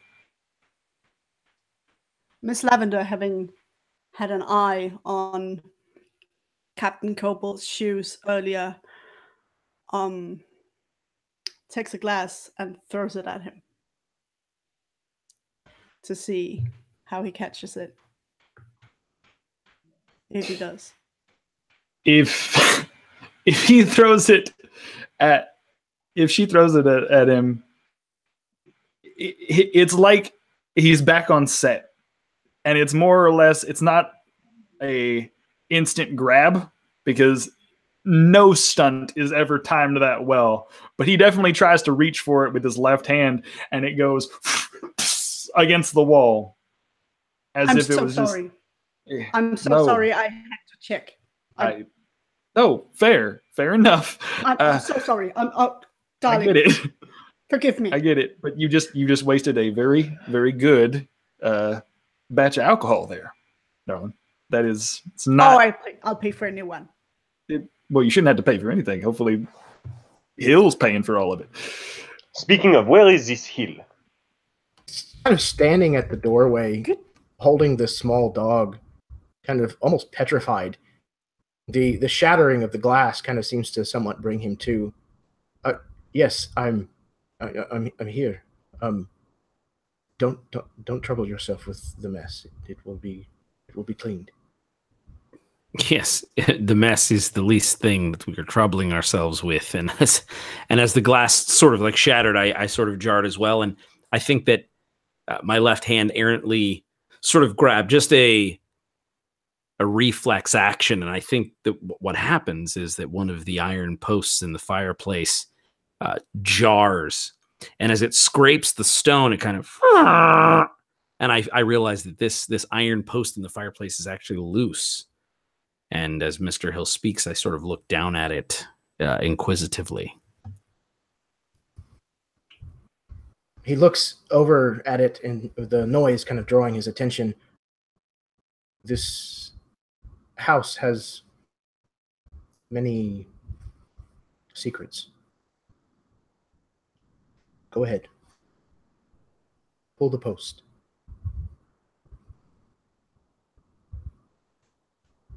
Well, if that ain't an invitation.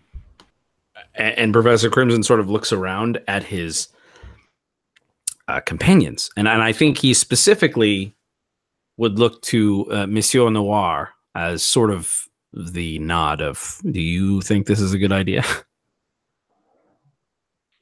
Monsieur Noir would squint his eyes, look at you, and then squint his eyes over at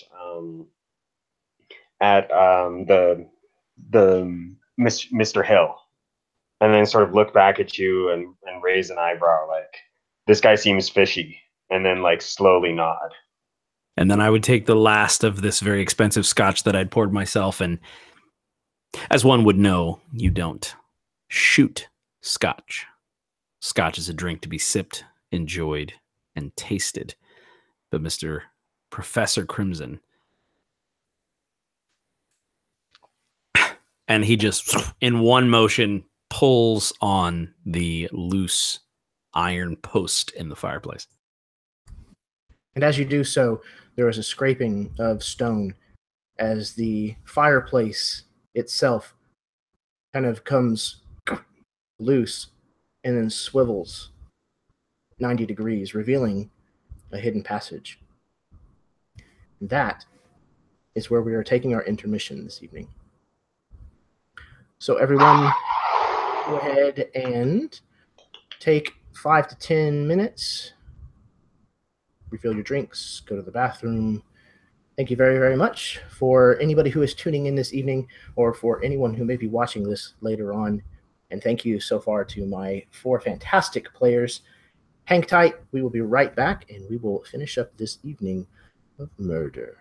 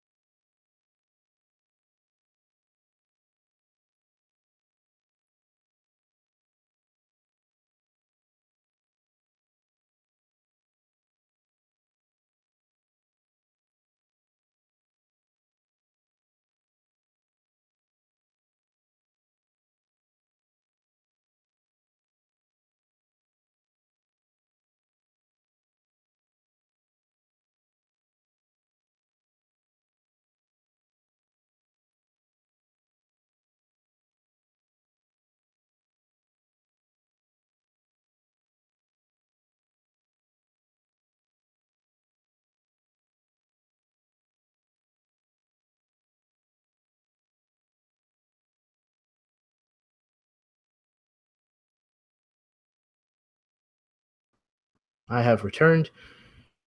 We will give our players a few more minutes to come back before we continue. Once again, thank you very much for tuning in this evening for this game, Clue. It is 1 part RPG, 1 part radio drama. And I'm having a lot of fun with it. I'm glad that it's going as well as it is. This game was an idea that I had the last time I watched Clue, which was almost now a year ago. Putting it together proved to be difficult with my mental gymnastics. and then a hurricane hit.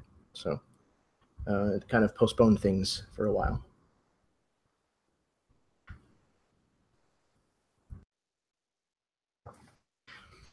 Four players are awesome. I'm having such a good time with this.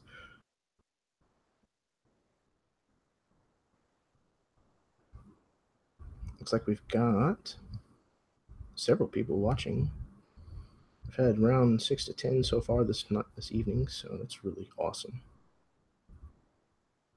I see. Let's see. Karen and Carol and Tamiko, Jason. Let's see who else. You guys are awesome. I wish I could keep up with the chat, but it's just impossible for me to do.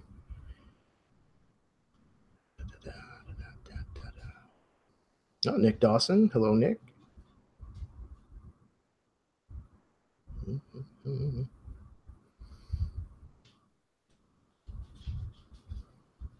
Paul. I would attempt to pronounce your last name, Paul, but well, I've already got my plate full. So, Paul Q.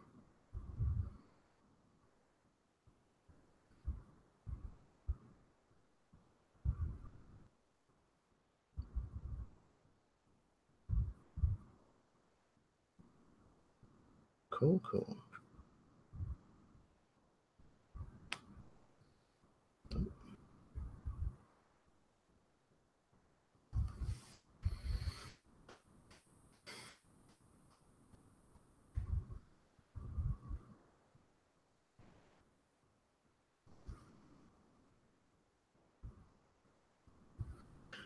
All right. Hang tight for just a few, and hopefully everybody will get back here and we can get started again.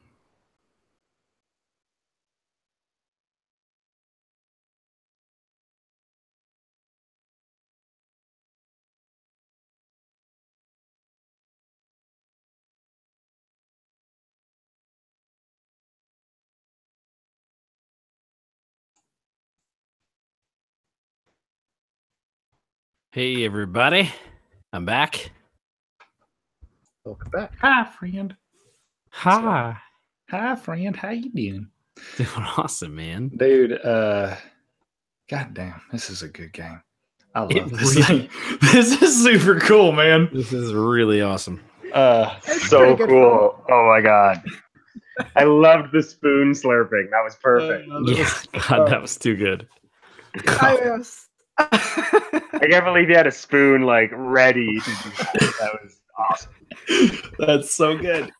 I was so mad at myself because I had remembered it and then just left it too far away, so I Out had of to reach. step out of. But I was like, I need to do this. It's so awesome. stupid. Yeah. Oh my god. This is super cool though. I love the little things and the little hints that like everybody's dropping, and it's so cool. It is. I know, and like cool. you get like a little thing in your envelope that tells you something, and so you're like trying to play off it, but you know everyone else is getting like hints and stuff too, And you're just like, my okay, I God, gotta what? introduce Get that everybody else's somewhere. head and like Exactly. figure out what they found out. That's so like this is probably the most intense level of dedication that I've ever seen in my life, man. Yeah. It's Yeah, so so for those cool. of you who Like don't- the handwriting and the scenes and all the I'm gonna keep these as souvenirs when I'm Oh, me too. done. Like these Oh, are absolutely. got Me too, all of so our much. postal addresses and sent us for the spectators, sent us physical packages with clues in them, like real props. Like real props and an actual invitation. and an actual Yeah. invitation. Oh my god, it was so good. I was so hyped when I got it in the mail. I was like, Oh. how And late? then- How long? And did are it all of take your us? dice the color of your character? Yes. yeah. Oh. I was When hoping. opened I was it like, up, I was just like, oh. Oh, dude. it was in an envelope marked murder weapon. and Murder there's- weapon. There's a Yes. single red die. I was like, Just- oh god, oh this my guy God. knows. I thought what it was he's going to be doing. like a little miniature, like Mhm. of like a gun or something. And when Yeah, it was like he was black gonna die, send I us like was Monopoly pieces or actual clue board pieces. Oh, yeah. That would have been so cool. Ah, But this is even more fitting because now I have like this dice to remember this game by right? at the end of It's the day. so Yes. great. And Yes, so that's the perfect thing. I have to ask because I don't remember talking to Jeremy about dressing up, but I decided to do that. Did we all separately decide to dress up? I was going to, but then I had to work, and there's no way I could have put a blue suit on before this game. Sure. Right? Like, so I was like, I'm gonna wear a cobalt blue shirt to work and then not have to worry about it when I get here. Which was perfect. I thought that that's what you did on purpose, like I flyboy, did like that on blue purpose. sort of denim. But like I had a bomber jacket that I'd also ordered from Amazon, which hasn't come in. It didn't come in before the game. Like I had the parka bomber jacket. It hadn't come in yet, but it's coming in soon. And I was like, no, it'll be here. It didn't come in on time. Yeah, that sucks. Well, Jeremy told me on like Messenger quite a few months ago that to kind of bring a prop. Yeah. Actually, he told me wear just- one item that's your color. Yeah, exactly. Where That- one yeah, item that is that's your it. color. That's what I he said to did- me too, and I was like, oh, okay. And then I was like, no, I And- gotta. yeah. Gotta go full in. I gotta. I don't want to just Dude, wear a those red glasses, tie. man, With so cool. Same. You guys, you Same. guys have So I embraced- have been putting on lipstick and fake eyelashes at 2:30 in the morning. Oh my god. You're awesome. That is You guys are amazing. awesome. Dedication to the game. Man, it's so good. I'm so excited to see where this goes. I mean, when your DM got your physical address and sent you packages of stuff to like make You know the it's game gonna be a good- amazing, you it's know it's like, gonna be a okay, good we day. gotta Oh, step yeah. it up on our end too, you know. Yep. So killer. That's definitely a thing. Yeah. Oh man. Okay. Oh, Cool. Well, I'm glad that you guys have fully embraced this experience and are doing such a fantastic job of bringing it. How could we not, man? So, without further ado, are you guys ready to get back to it? All right. So, in the billiard room, over the bloodied corpse of Mr. Ferguson, you all stand investigating, trying to figure out what in the hell is going on in this place. When suddenly you find that the fireplace in the billiard room here is hiding a secret passage behind it.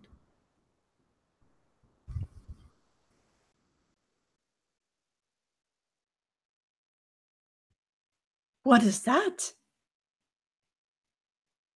Oh, that's now the murder can be anywhere.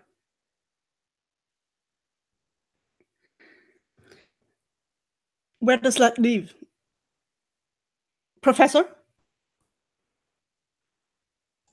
And Professor, I'm dumbstruck. I'm just,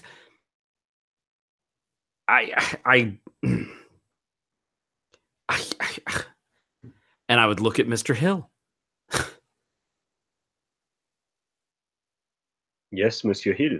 Would you mind showing us where this passage might lead to? To be truthful, I am not certain. Shall we?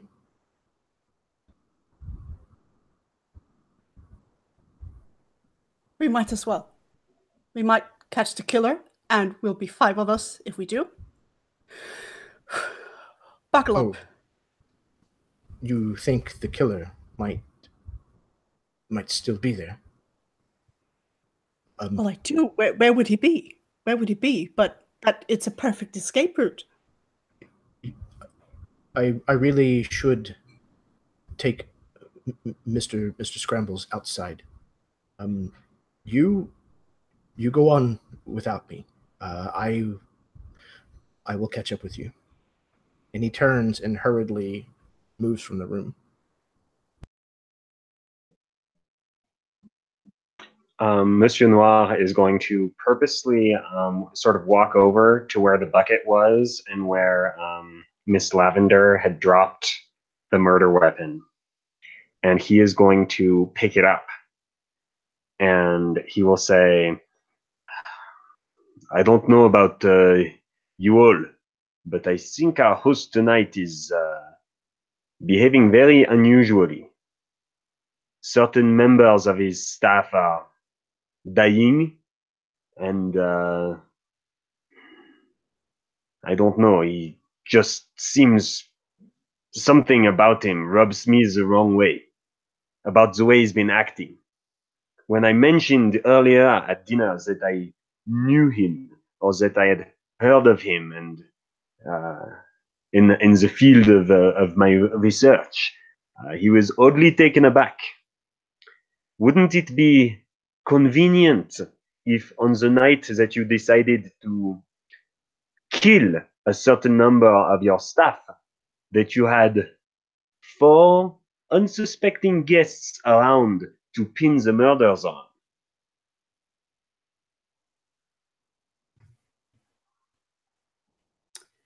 You are absolutely right. And that dog, I mean, no grown man can have a dog like that and not have dark secrets. That's my experience.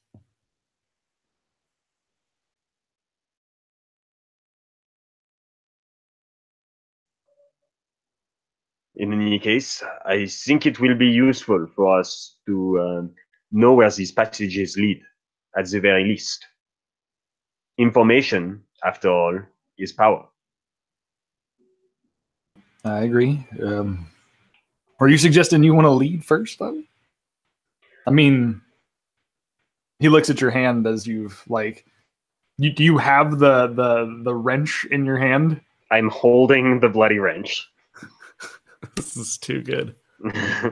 Uh-huh. Which hand are you holding it in? I would actually be holding it in my left hand. Uh-huh. Surprisingly. Yep. Okay. And Professor Crimson would remove his glasses, place them in his shirt pocket. Then, into the dark with us, yes? Very well. Could one of you perhaps give me a light, and I will go first.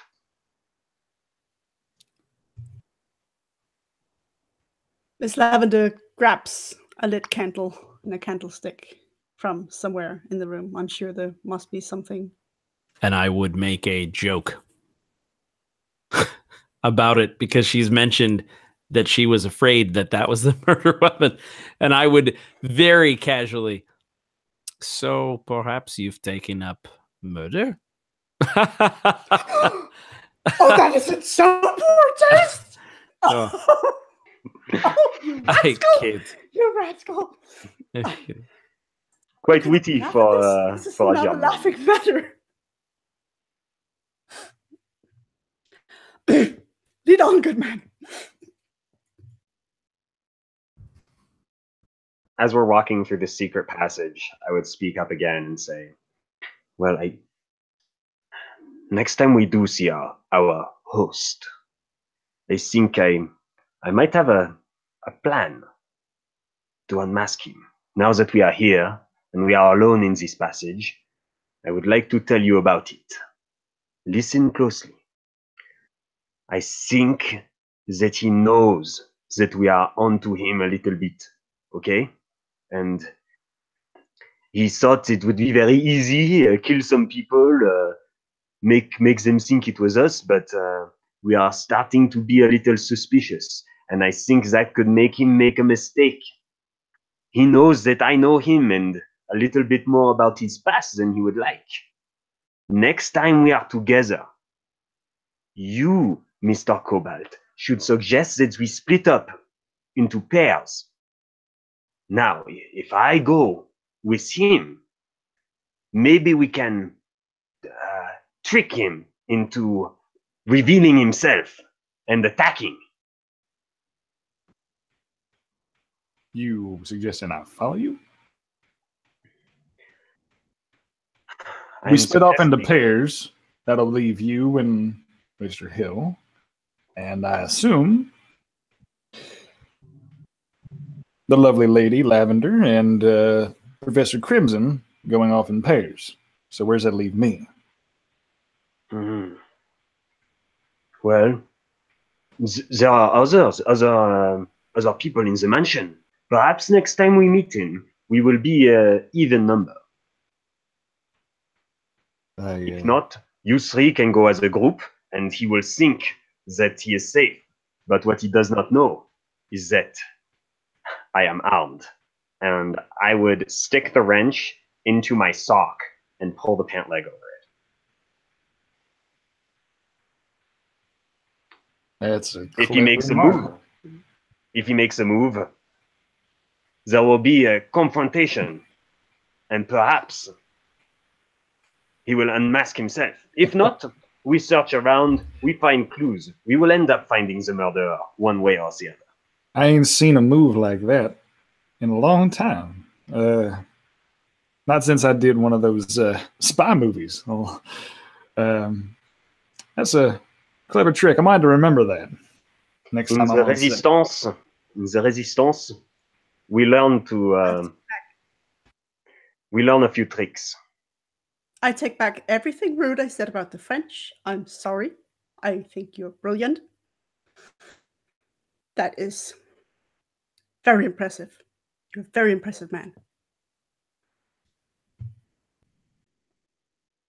I imagine at this point we would exit the secret passage into whatever room. Yeah, absolutely. You guys have wandered around for a while. It definitely seems like you're in the walls. And you do find the back of what appears to be the end of this passageway. And there's a lever fixed to the wall right beside this kind of flat arched area. And as you pull it, this arched area swings open much the same as the fireplace did. And you find yourselves in the kitchen. It is currently empty, though you see the stacked plates from dinner and can smell the food that had been cooked for your meal earlier, still ruminating in this space.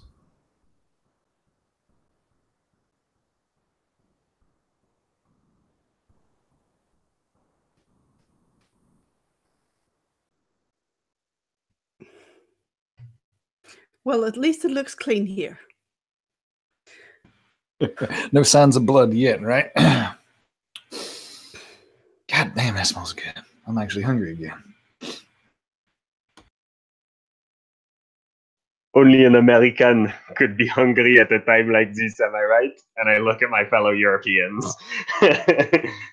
And just nodding like, yeah, it is true. He's got you there. He has got you there. He shoves a roll in his mouth and like raises an eyebrow. I don't get it. I really don't understand. I mean, we're just looking for killer, right? Murder. I don't see any murder in here, so I think we're good. Got time to rest, relax, enjoy ourselves. You really are a swell fellow. I like to think that. Hey, and I'm sorry to all of y'all for putting on that fake stuff. It's just I don't like having to, go out and meet people, and I got to put on this persona all the time. It's always meeting new people with new things, and this was a spur of the moment invitation, so I was told to shine up, and I did.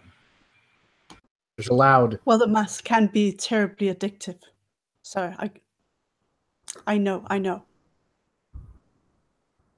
There's a loud scrape against the ceiling above you.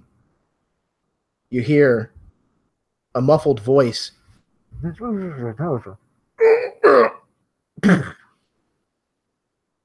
a thud. And then quiet. Not again. Not again. This cannot be happening. Right after our host went to walk his Mr. Scrambles. He must be scrambling more than just eggs, am I right? That's a food joke.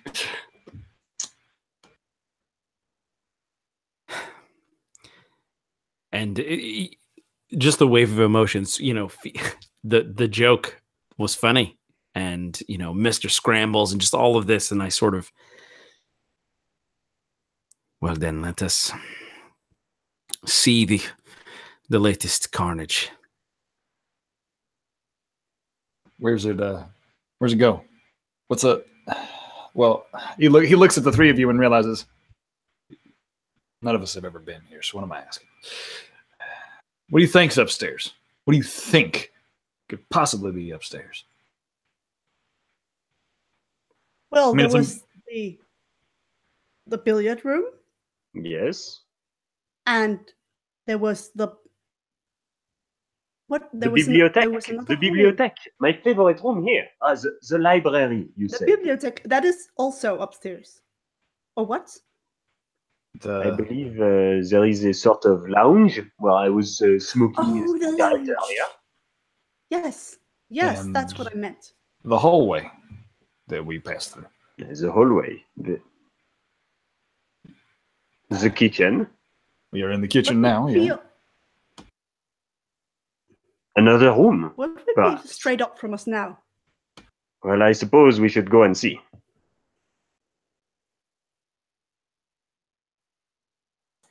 Yes, then let us away. I imagine at this point it's like us walking up, just like another murder. Like, come on, like sort of. It's that exaggerated running where we're like, we gotta go see, but dang it, we need to stop running. I wish we had after. Oh, like when someone's walking across the street and they do the hand jog. Where they're exactly.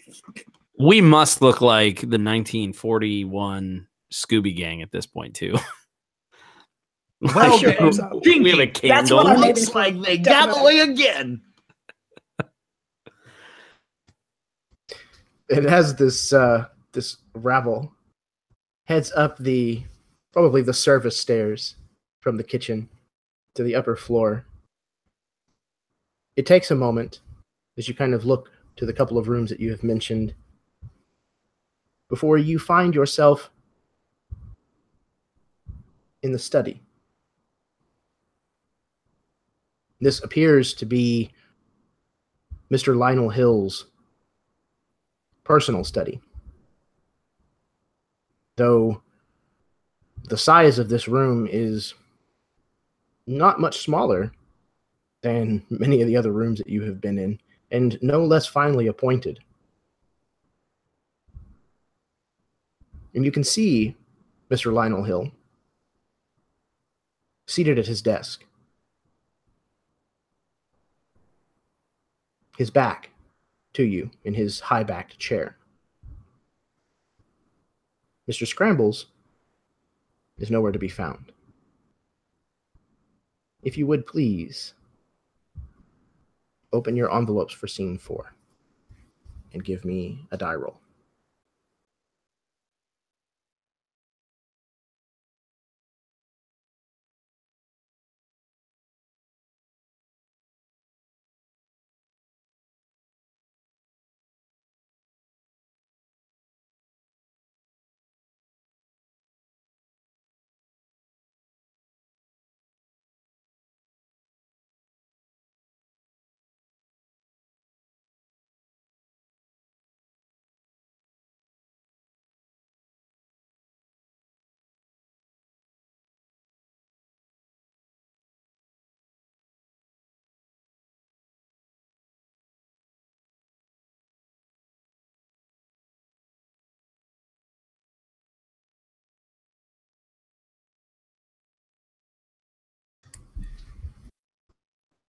As you approach the chair, Mr. Hill, not responding to any call that you might give.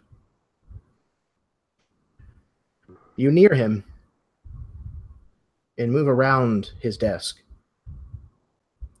and find that though he is sitting in the chair, it's probably only because he's being pinned there by the dagger sticking out of his chest.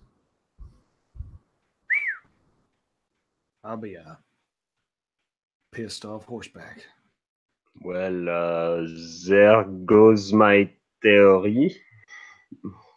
Yeah, your theory was utterly wrong.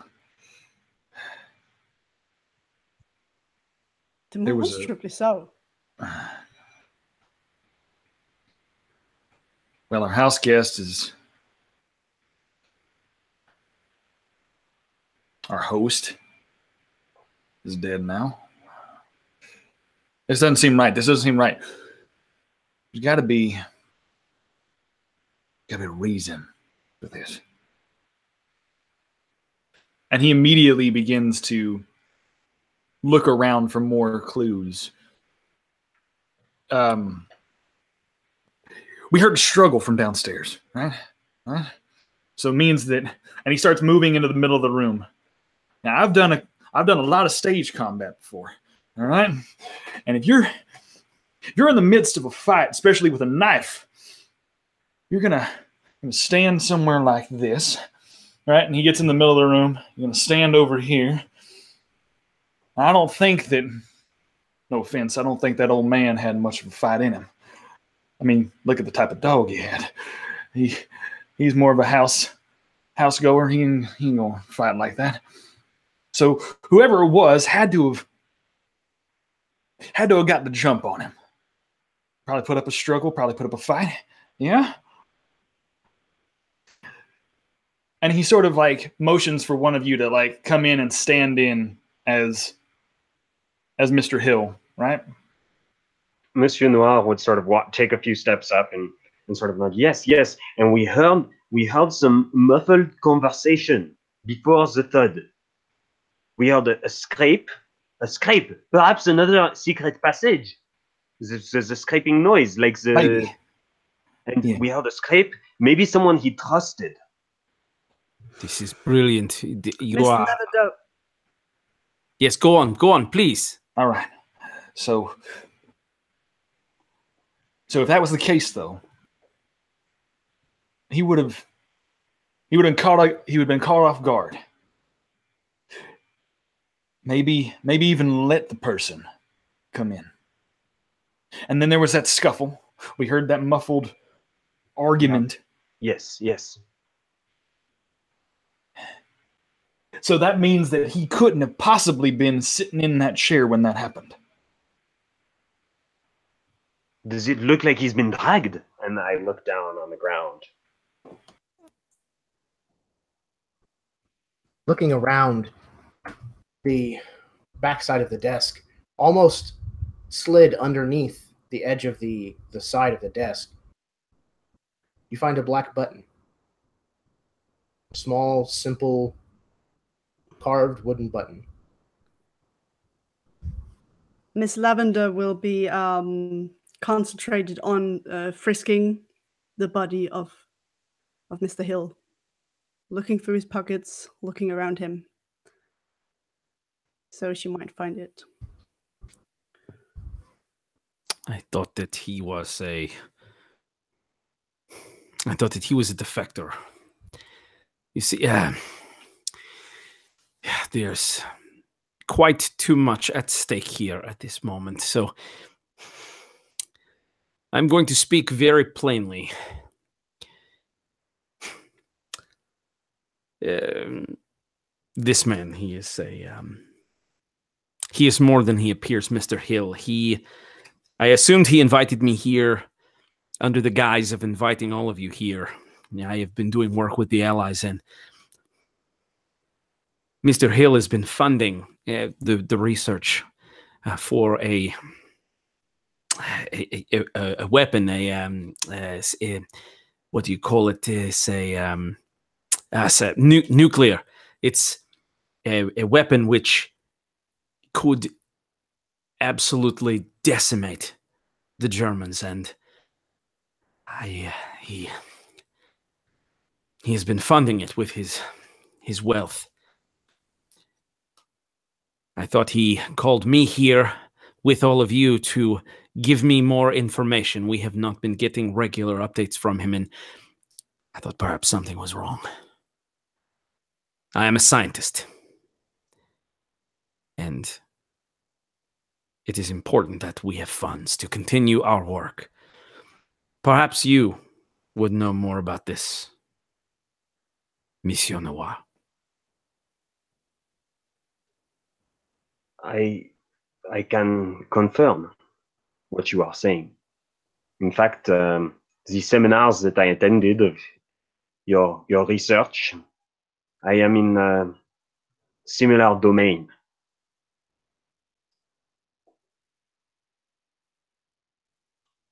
That is what I alluded to earlier when I was speaking to him. Yes. Yeah, unshielded research, I would beg to wager. This would explain your coughing, the radiation, I am guessing. Indeed, in the French resistance, many a times people of the same family who are in the resistance do not know that each other are involved. And this research is so secret that you and I would not necessarily have been collaborating, especially given that you are German and that I am French. Yes, this makes perfect sense to me. But I have read many of your papers, and I am quite impressed with your knowledge. I had yet to judge your character before we met in person, and I apologize for making judgment too soon. Danke. Apology accepted. There's a moment where he looks between the two of you. I mean, if we're all going to be candid here, suppose I should explain probably why I got invited here as well.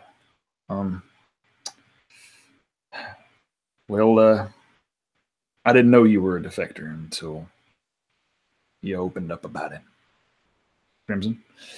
But truth be told, I'm an actor, but probably most people from America wouldn't recognize me at all. I did a lot of foreign films for a long time just to avoid any sort of draft duties. I thought maybe going to Europe or anything like that would have been nice. But I was keeping an eye on those, we were starting to write codes and things for in the scripts that I'd send out to local playhouses and stuff. If we're all going to be honest, I might as well come out and say, yes, I was American and foreman on the Nazi Party. So I'm glad to know that you're not a Nazi and that you, sir, are not affiliated with any of them as well. However, this makes it worse for us now that we all know each other's dirty laundry. Yeah. Having Hill gone to connect us all, you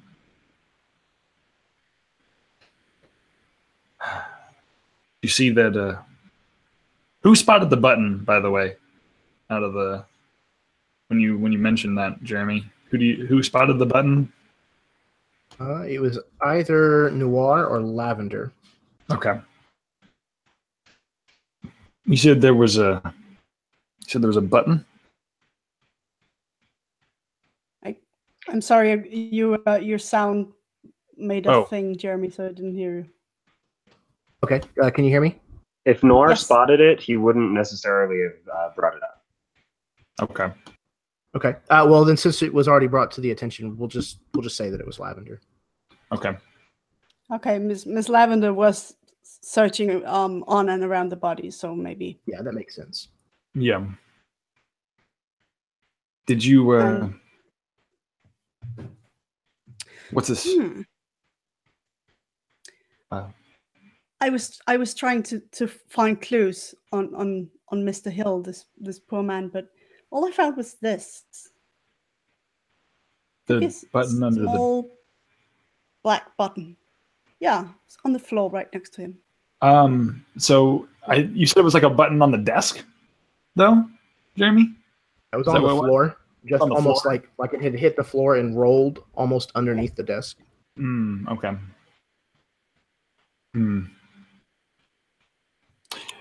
I think at that point he'll Cobalt will take it in his hand and look at it. And it's a small wooden button, painted black.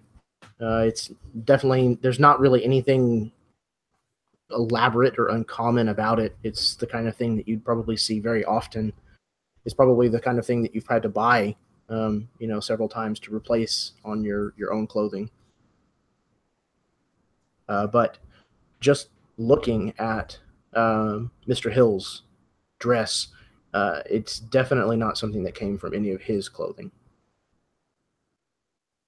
Do you understand what is beginning to become clear? We are not errant guests. We were not invited here on accident. It appears that all of us here have eine Stange Geld verdienen.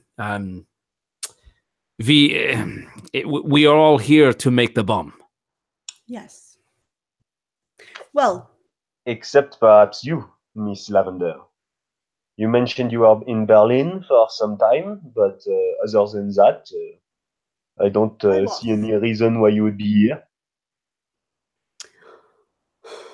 To be perfectly frank, I ran an establishment in Berlin. It was a cabaret. So I know a little bit of German as well. I had a husband. I had everything. It was the best of my days. And the war happened. Obviously, I had to get out.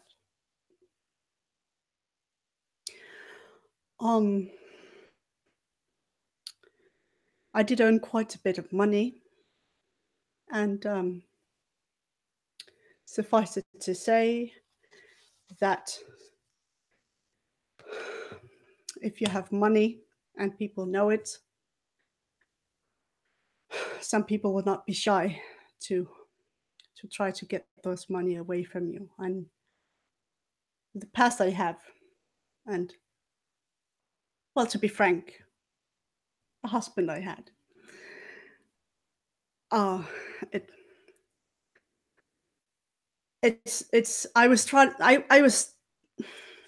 wanted to start a new life in America, and they just kept coming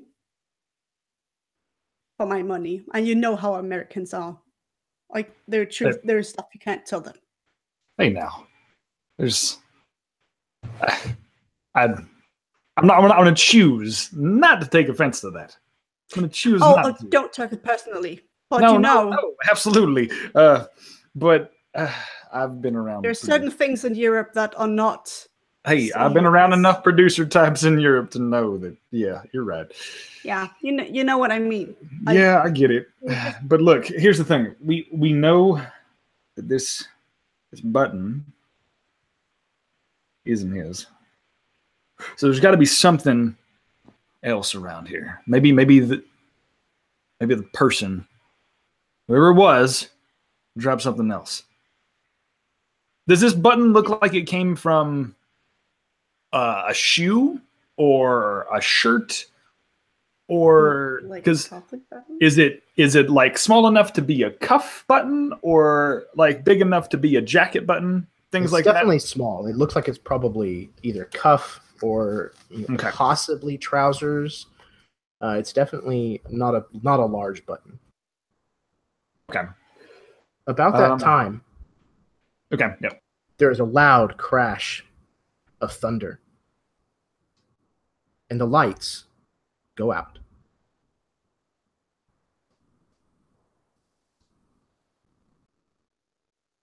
As you hear a scream come from Cobalt. Ah! Oh, shit.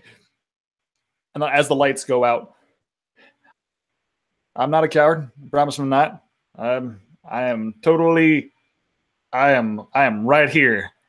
It is perfectly fine. Never better. Crimson utters. Oh, scheiße.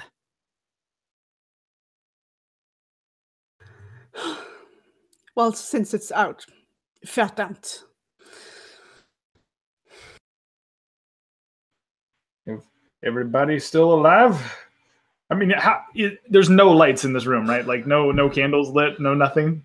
No, the fireplace in this room was not lit, and all of the electricity is out, aside from the candle that you have brought with you, if in fact you did bring it here.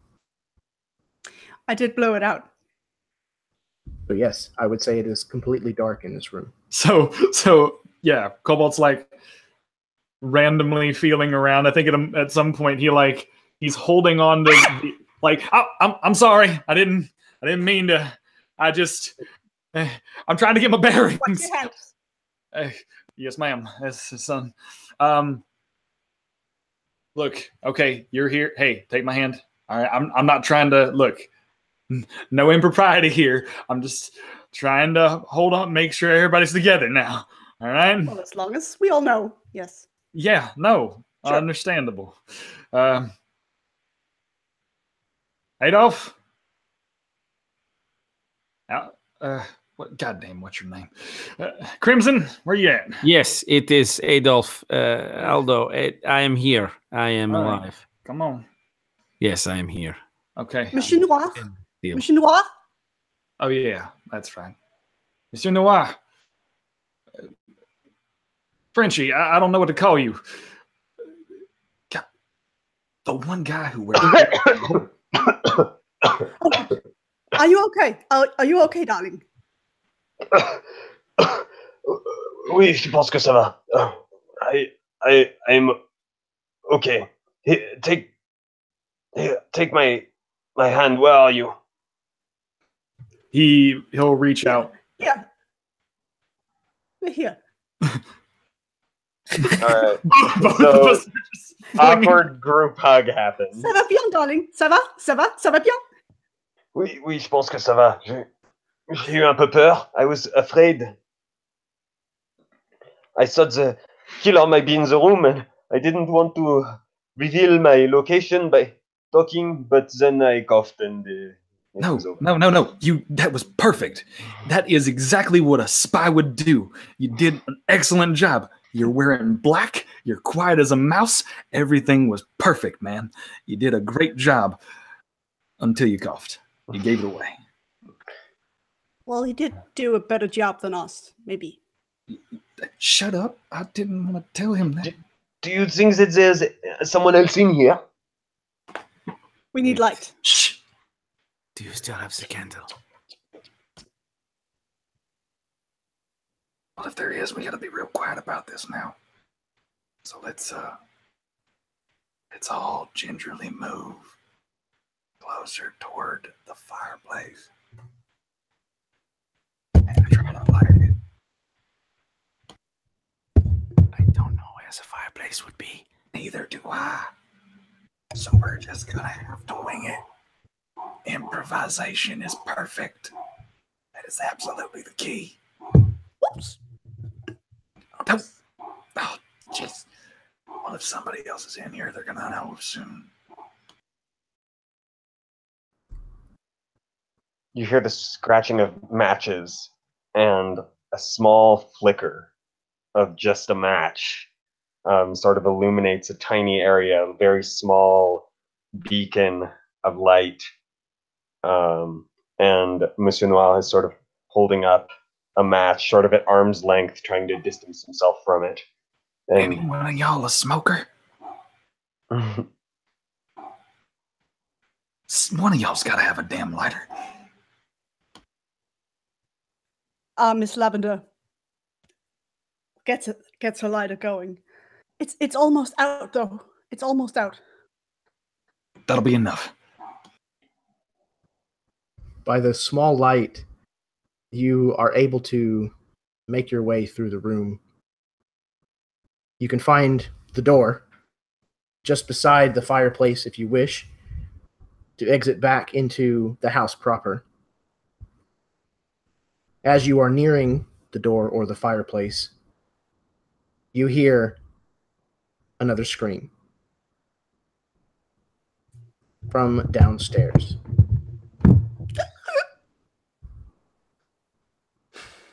The lights come back on. And you're all kind of caught in a strange crouch, like huddled very close together, which looks odd now that the room is completely lit.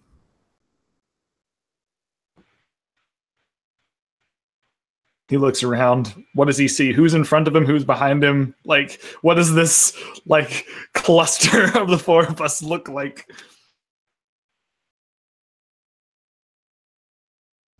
I will leave that entirely up to you guys.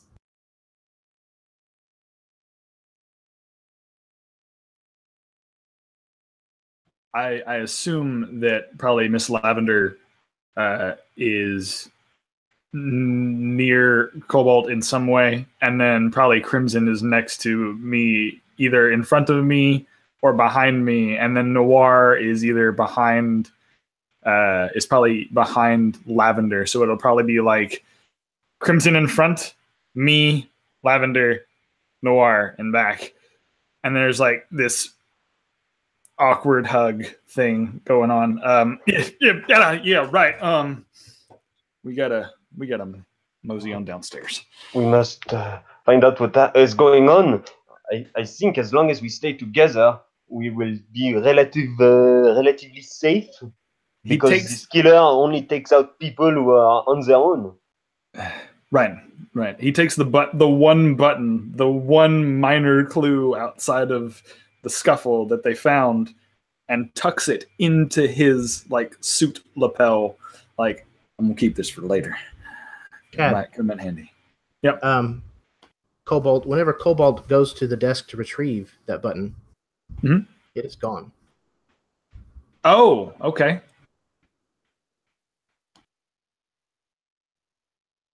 What the hell?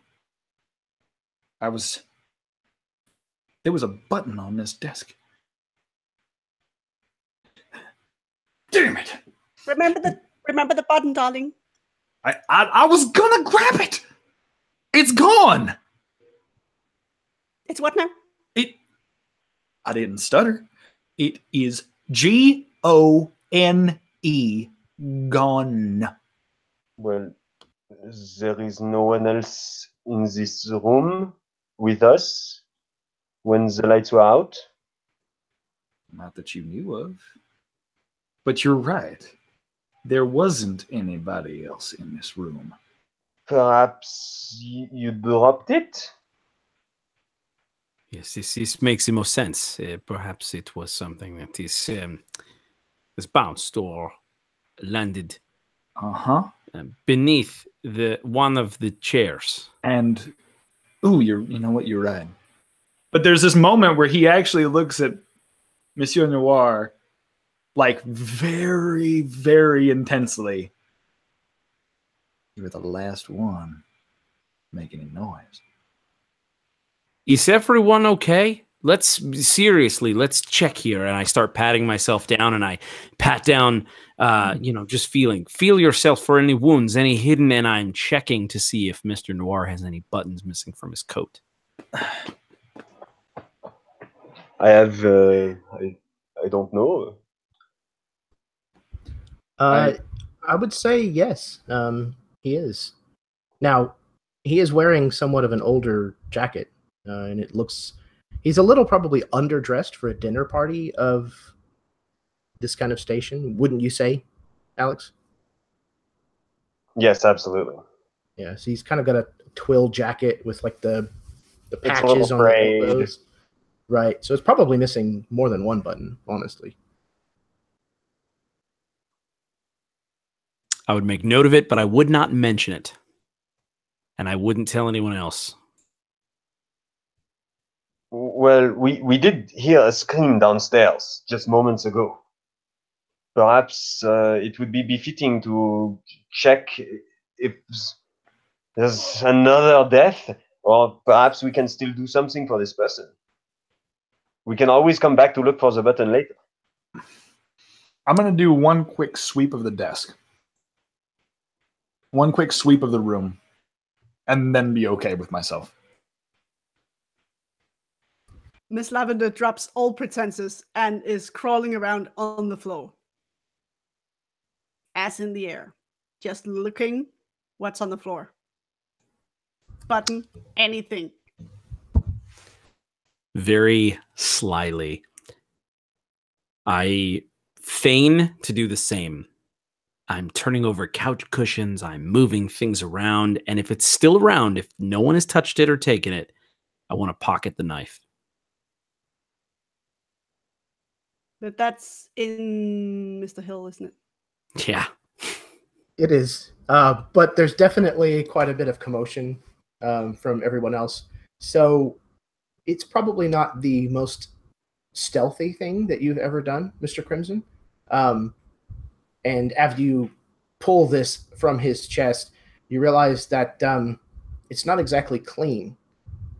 So you can either take the handkerchief from Mr. Hill's pocket, or perhaps you have one of your own, or maybe you just drop it on in the pocket with all the extras. It's up to you. Yeah. I think Monsieur Noir would perhaps notice this happening, and he would very nonchalantly remove his bloody handkerchief that he keeps coughing into, maybe blow his nose on it a little bit, and leave it on the desk as he exits the room and say, "All right, let's go. There are people waiting for us. Come along now." Hoping that the others will follow. Absolutely. And I would follow, and I follow lastly. And as everyone files out of the room, I take that bloody handkerchief and I wipe the blade clean and leave it there. And I place the knife probably somewhere where I could reach it, like my pocket. Something like that. Maybe my jacket pocket. My red jacket pocket's probably where I have it. And as the four of you leave the study, is the intention to head back downstairs? Okay. Yep. To where we heard the scream. Mm-hmm. It was a scream, right? I forget. It was a scream this time. Did it sound like a female scream or a male scream? It did sound like a female scream. Okay. And you can hear people talking, which is kind of how you're able to make your way to where this next murder has happened. So it is a murder. Another murder. Surprise, surprise. There's the remainder of the house staff gathered together, and the maid who seemed to recognize Captain Kobold earlier is openly weeping as some of the other maids are trying to comfort her. And she is just blubbering, not making a lot of sense. And behind her, the door lies open to the conservatory.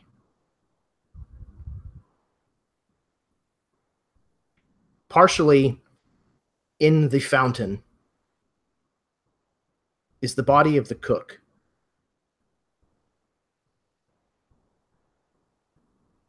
She has a similar looking wound on the side of her head.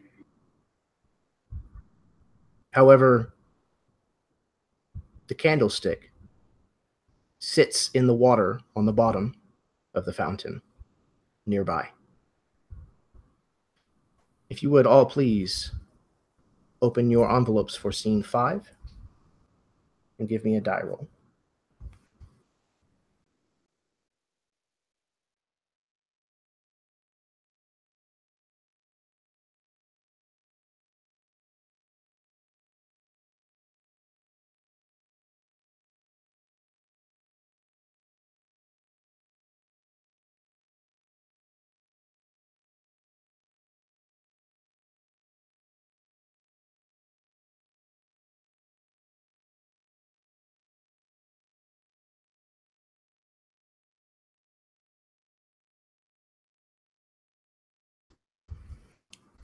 Though this girl seems to have been the one who found the cook. Apparently, when she came down to throw the breaker back on, which is what restored the power, she is positively beside herself. And the rest of the house staff seems to either be comforting her or be content with remaining outside of this room. So once again, it is the four of you left with a corpse for the fourth time this evening.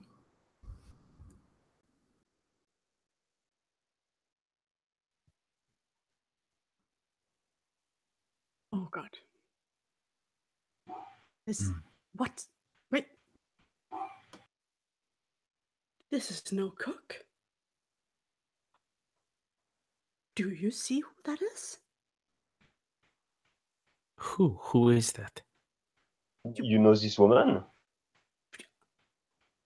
It's that journalist. Oh, she usually doesn't. Oh, she writes under a male pseudonym. Oh. She is a journalist? Yes, she is a journalist. I've met her before, so I know this for a fact. Last time I talked to her, she said she was doing undercover work as a reporter. She was trying to find out about the development of a certain weapon.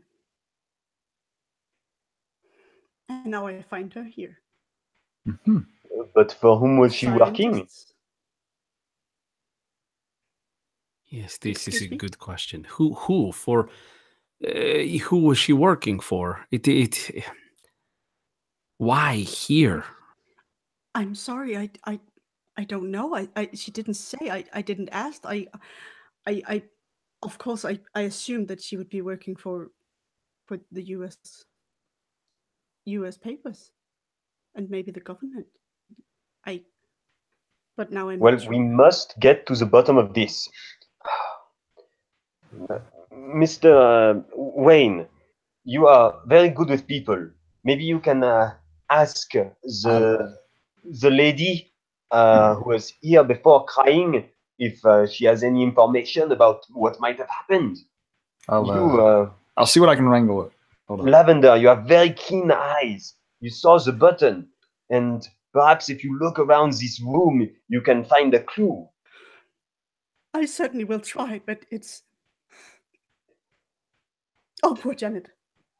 He Cobalt looks at the girl that's just weeping, and he kneels down next to her.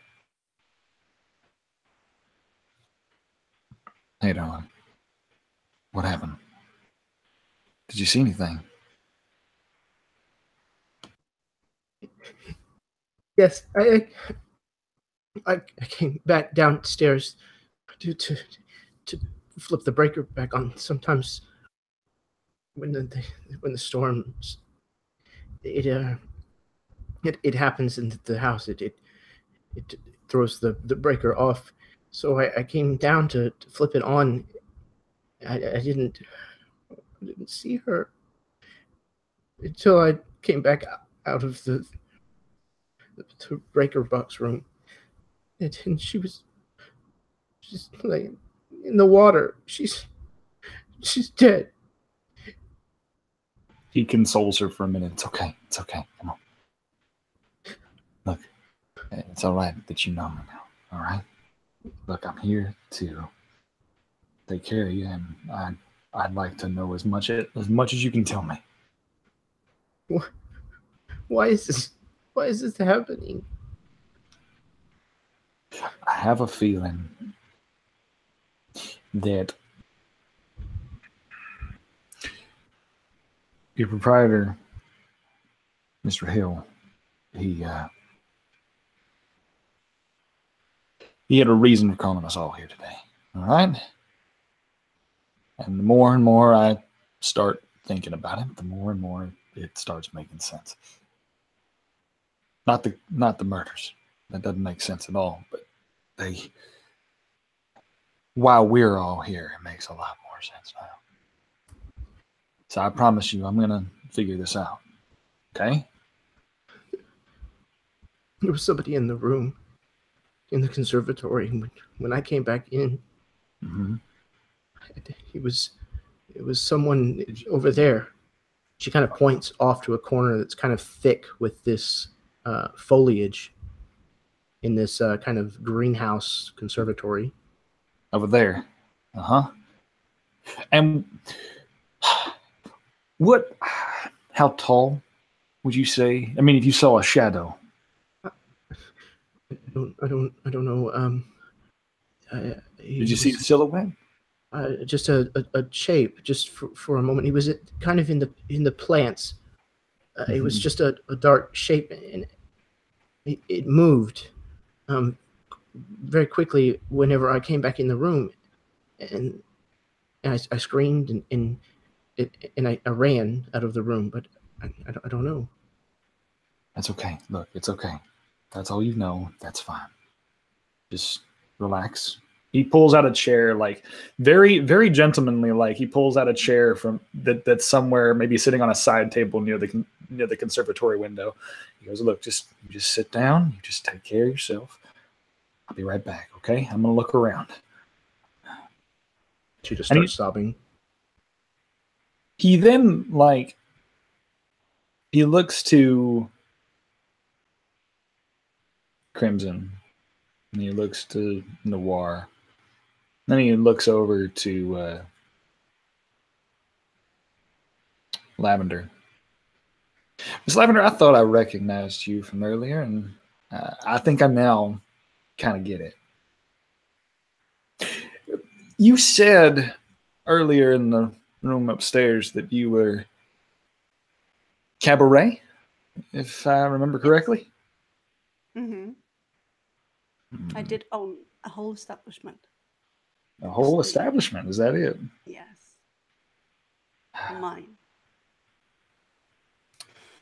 Well, I must say that is very, very fancy. My question is,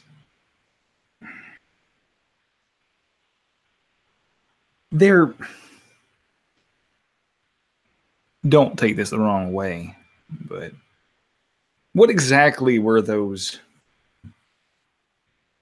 funds of yours going to? Well, a little of this, a little of that. I like pretty things.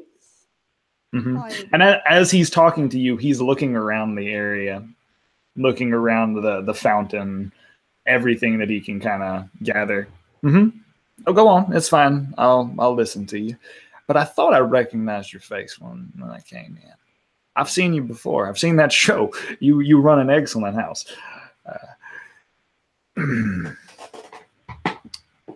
Is there anything around that might tip me off further, Jeremy, as to what went down here, as far as like the body, the way it's placed, where things were, this, that, and the other? And while he's doing that, I'm looking at the three of my sort of companions of the evening, but also some of the other guests that are around. And I'm specifically looking for like if there's any branches or leaves or like traces of green or like maybe dirt or mud on someone's shoes. Because if this person was in all this foliage and moving around in bushes, I'd even be looking for like a messed up hairdo, like someone's hair is a little off, like they haven't had time maybe to go comb, like anyone who looks like they've been hanging out in bushes from any sort of. Everybody looks fairly disheveled at this point in the evening, just with the things that have been going on. But you do not see any leaves or branches or anything like that. You do find several muddy footprints near the area where the girl was describing to Captain Cobalt that she had seen this figure. Once again, they seem to be dress shoes. And your guess is probably perhaps a size 9. Men's? That would be your guess.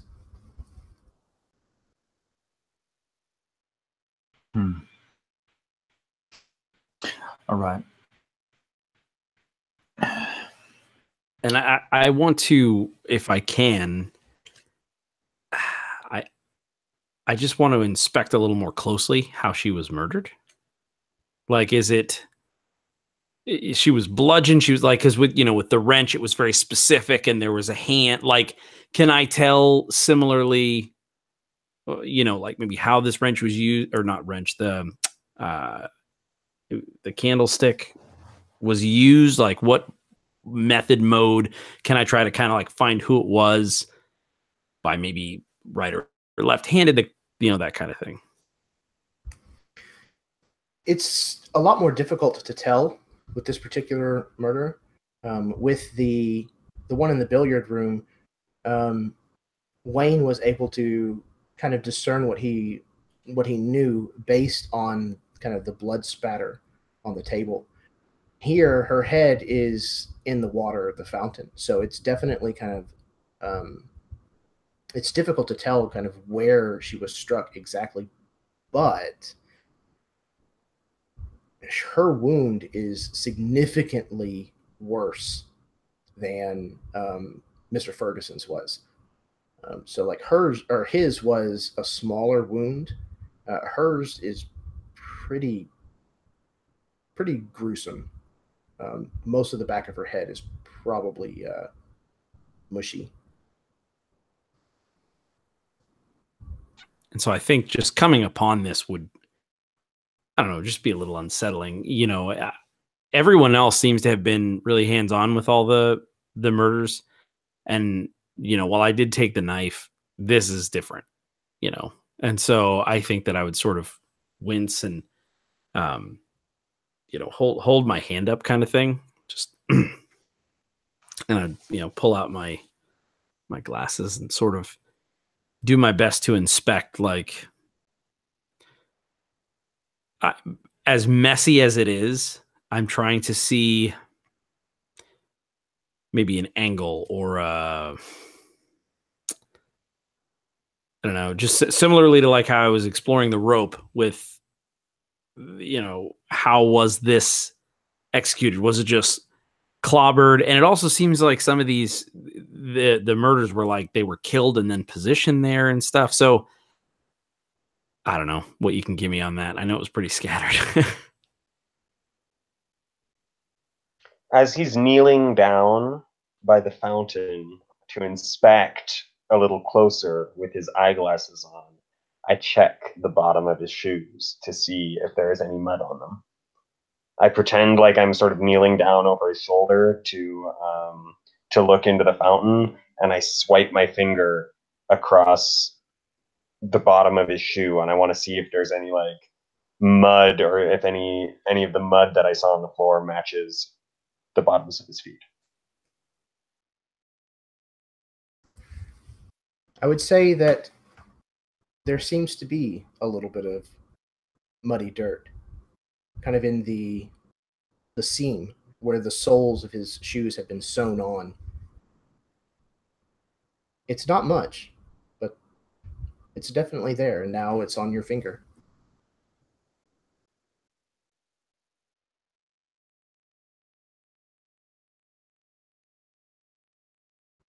You're muted.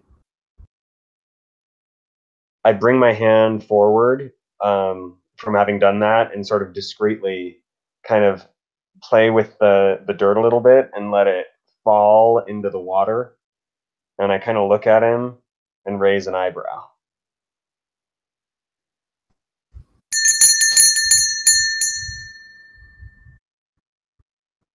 Everybody freezes. Was that the door? I thought that was the door.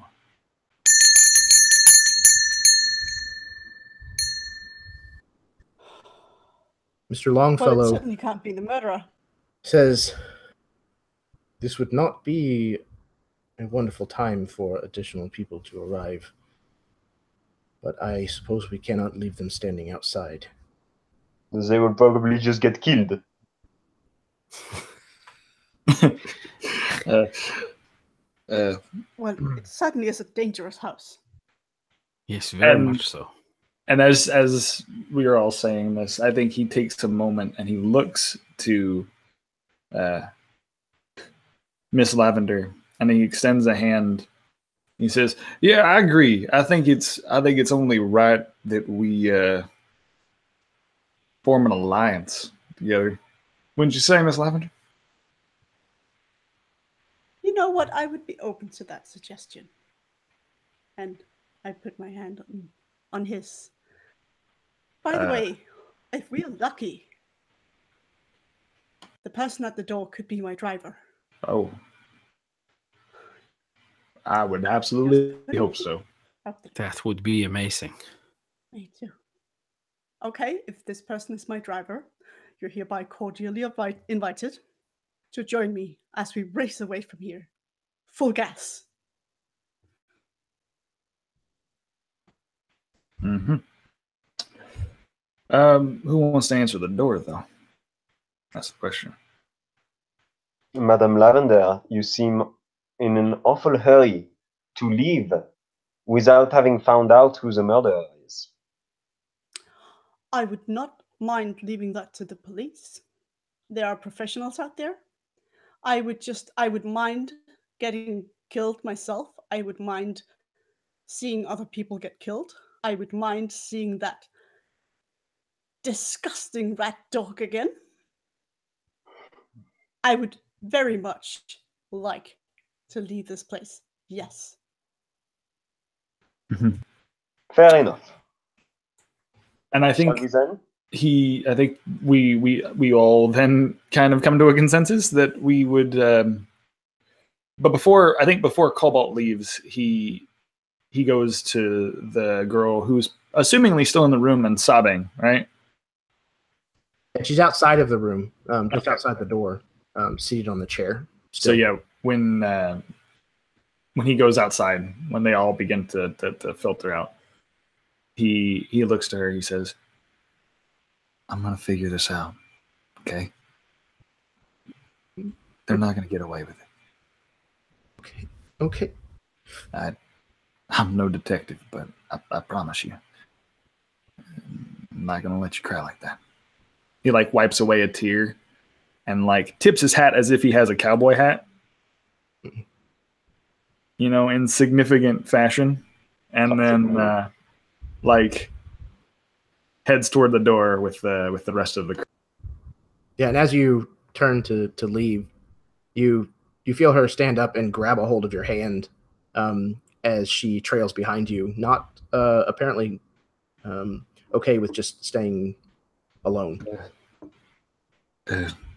Yeah, I got you. It's all right. Come on. So as you all follow Mr. Longfellow to the door, there's yet another ring. Somewhat impatient or incessant. God damn it. People just stop showing up to this house. I'm just going to ask, what is it about Hill that makes everybody want to just join this house? And he's like addressing the girl behind him who apparently works for him. She just kind of shakes her head, not knowing what to say. And Mr. Longfellow opens the door to reveal a man standing there, his hat and coat wet with rain. He's holding Mr. Scrambles.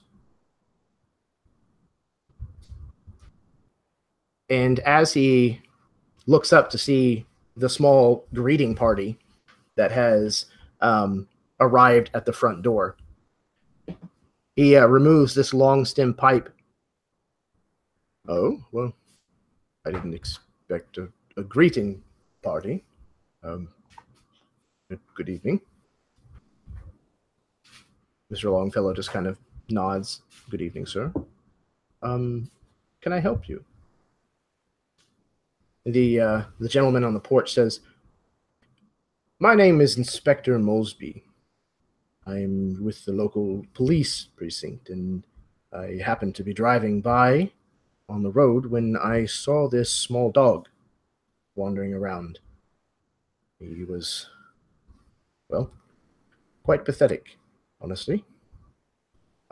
Does this dog belong to one of you? And he kind of steps through the threshold into the house without an invitation.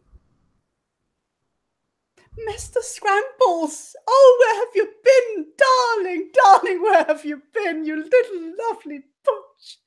Oh, my God. Oh, thank you so much. Thank you so, so much. I've been worried sick. I have been worried absolutely sick. Oh, my poor little bunch. And I think we probably see Miss Lavender giving this performance as Inspector Mosby steps forward and hands her the dog. And then his eyes lock on the body that is lying on the floor of the hall that is still yet to have been moved. And he says, what in the hell is going on here? So, for this portion of the game, what I would like to do is to pass it to each one of you in turn. And I would like for you to tell me what you think happened this evening. Go through the events of the evening and describe to me your version of the truth.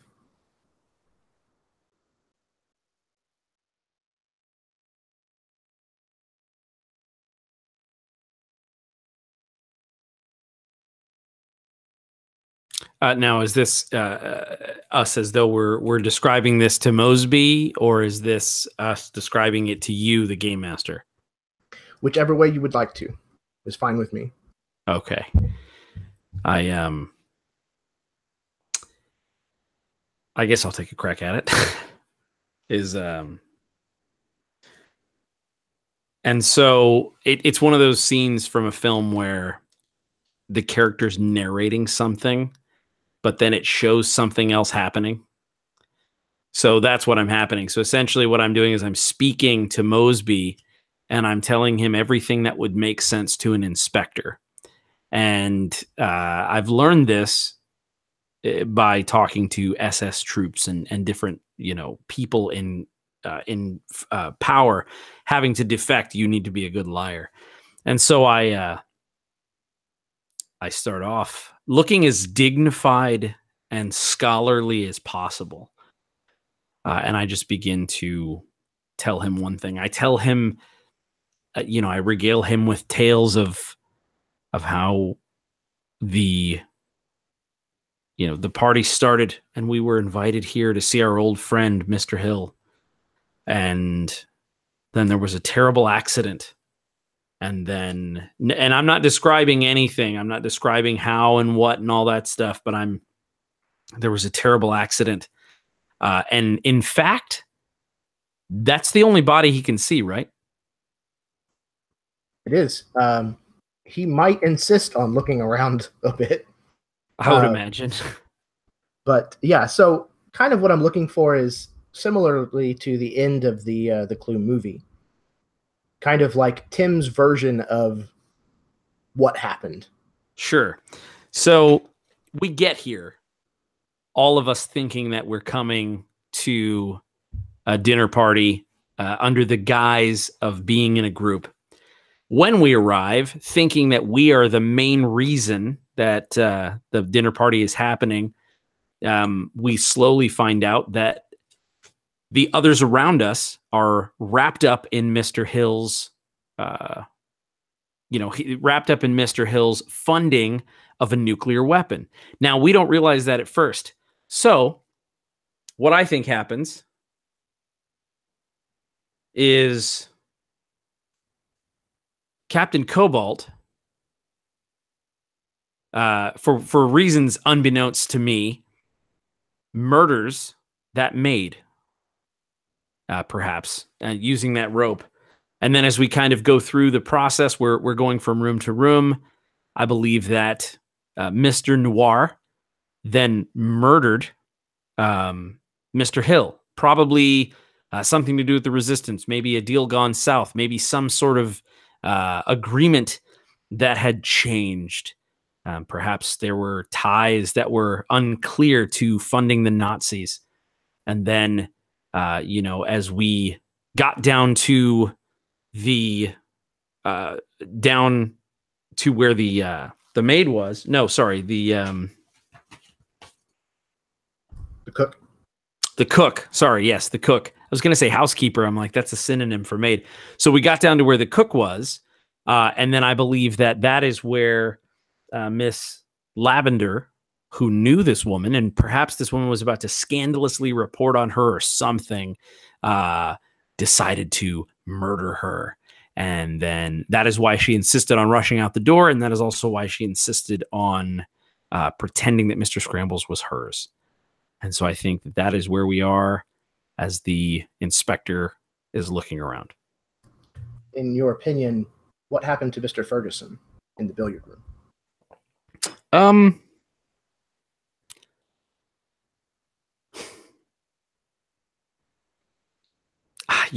If I had to put it on somebody, I would say it would be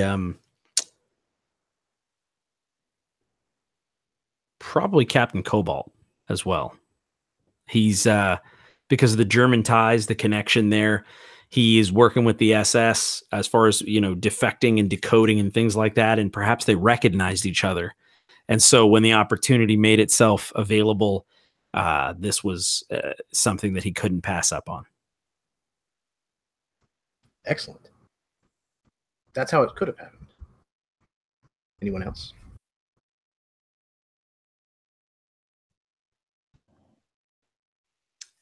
Well, I know that it took a bit of a man to kill that poor housekeeper, the head maid, the poor Miss Wally. Surely a man known for his physical abilities, his stunts, his skills, his quickness. I can see no other murderer here.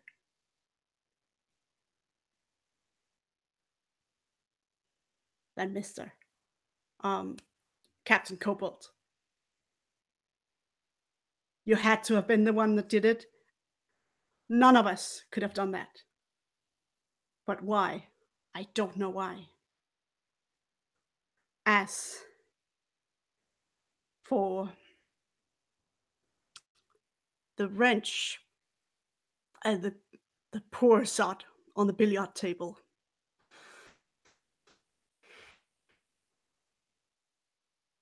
I believe that you, Mr.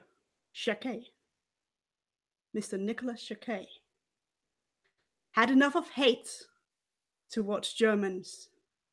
And when you found out that Mr. Ferguson was a German, you went for him.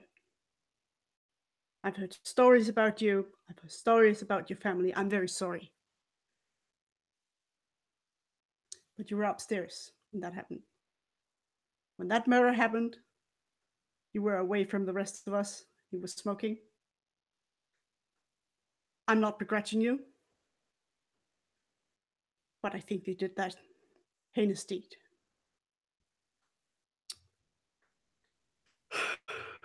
Mr. Crimson, Professor Crimson, you would not have been happy to see poor Janet in this kitchen. I am sure that you did her in with the candlestick. There was mud everywhere. We could see where it came from. But any journalist near a secret operation is a danger. And I'm still not sure what side you're actually on.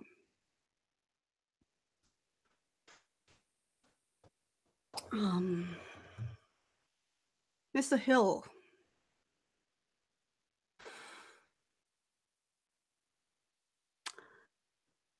Sweet man, horrible taste in dogs, but he seemed like such a weakling. He's the only one that stumps me. I simply do not know. Excellent. That is another interpretation of what might have happened. Anyone else?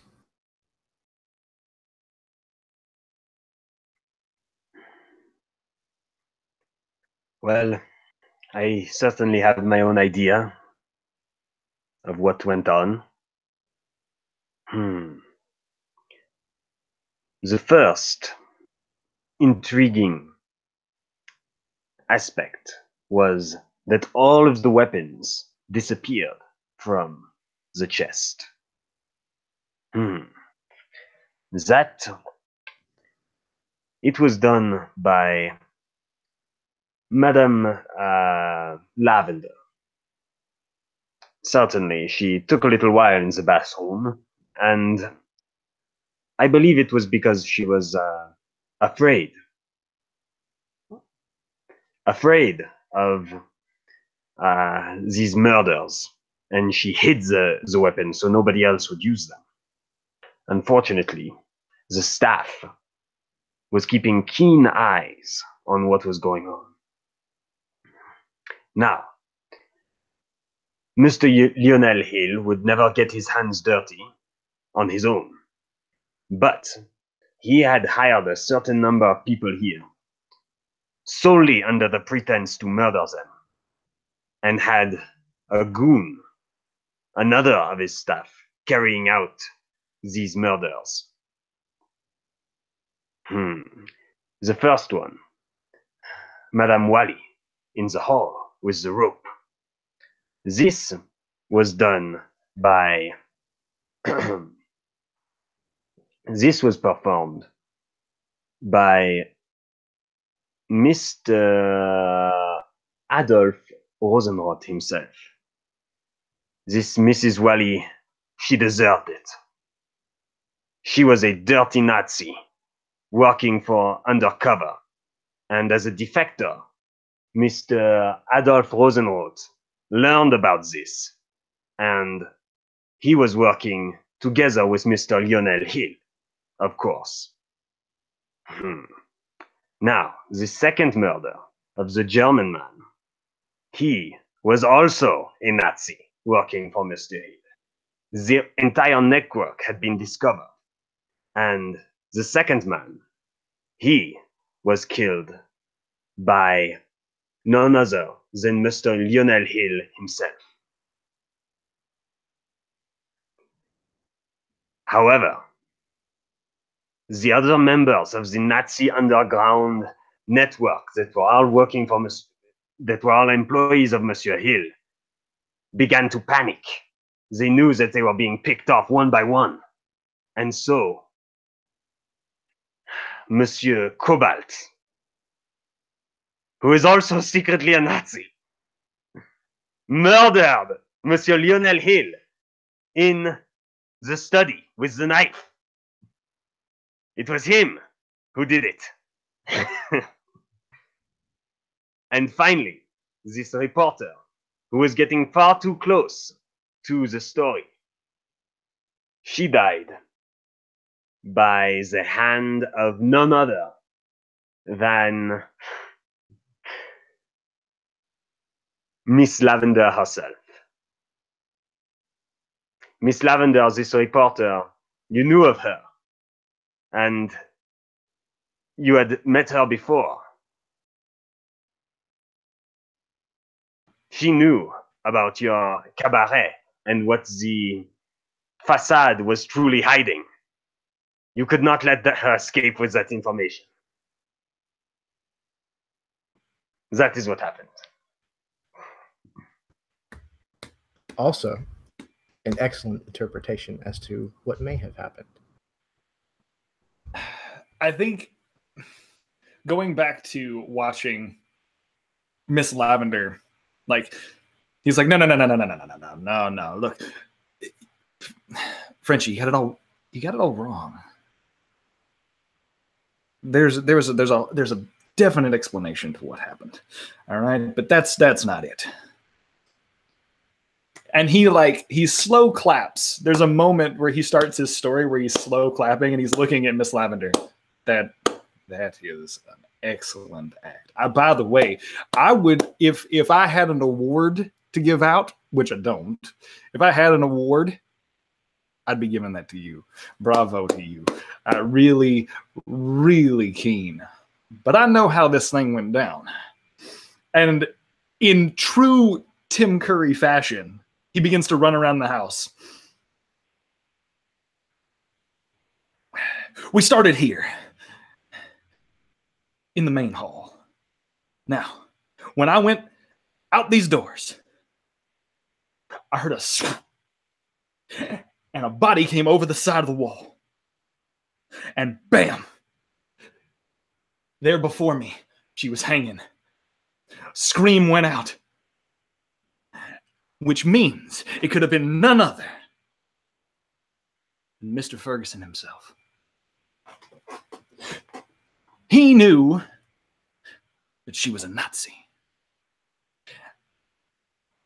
And he was working to get the Nazis out of Mr. Hill's employment. It makes sense. If he knew she was a Nazi. Exactly what I was saying. I know, I agreed with you. Now, hear me out here, okay? It gets better though, okay? She takes the fall. Mr. Ferguson plays it all nice and cool. He comes back into the lounge room, so well timed, wiping off his hands and making sure everything is so very well kept. And then we move into the billiard room and like runs into the billiard room. Here is where we found Mr. Ferguson's body.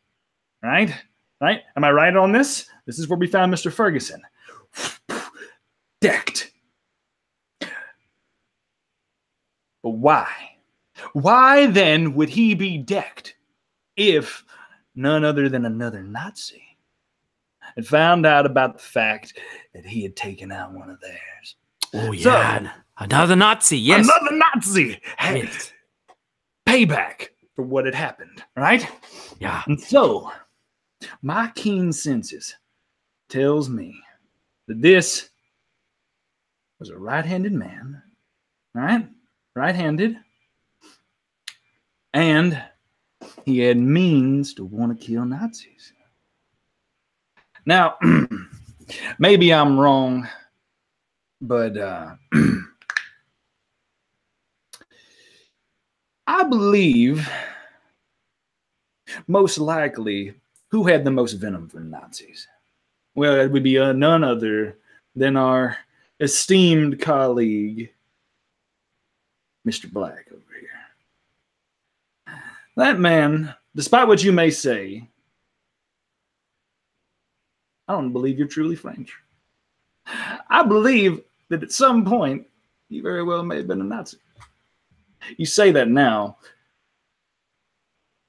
but the way you were acting in the billiard room makes me think that That's just a facade. That's just an act, which bravo.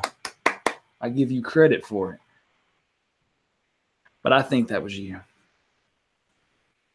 That coffin wasn't real. Can't be real. You, knowing Mr. Ferguson had done in one of your Nazi friends, went into the billiard room first, caught him unawares with a tray full of booze on the bar table, right? He was about to bring it into the other room, and then crack over the head. All right?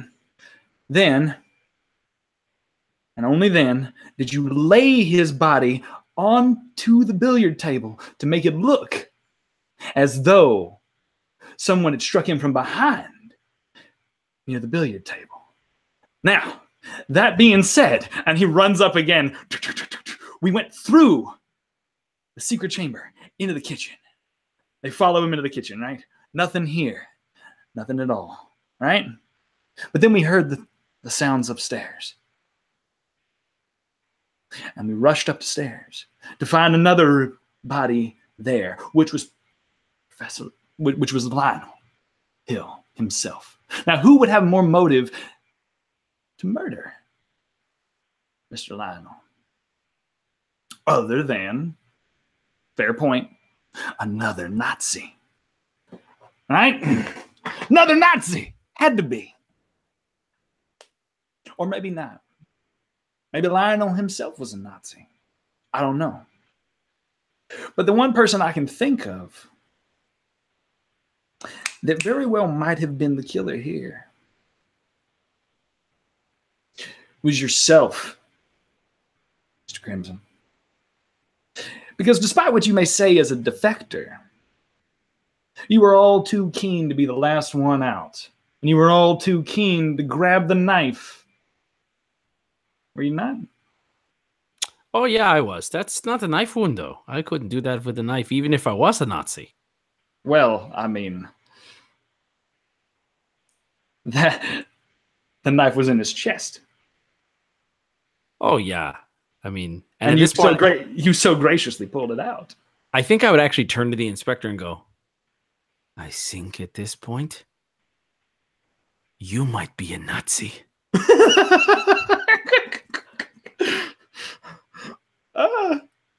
And so then we go from here. Now, this one I'm almost absolutely sure about. We heard the lights went out. All of us huddled together.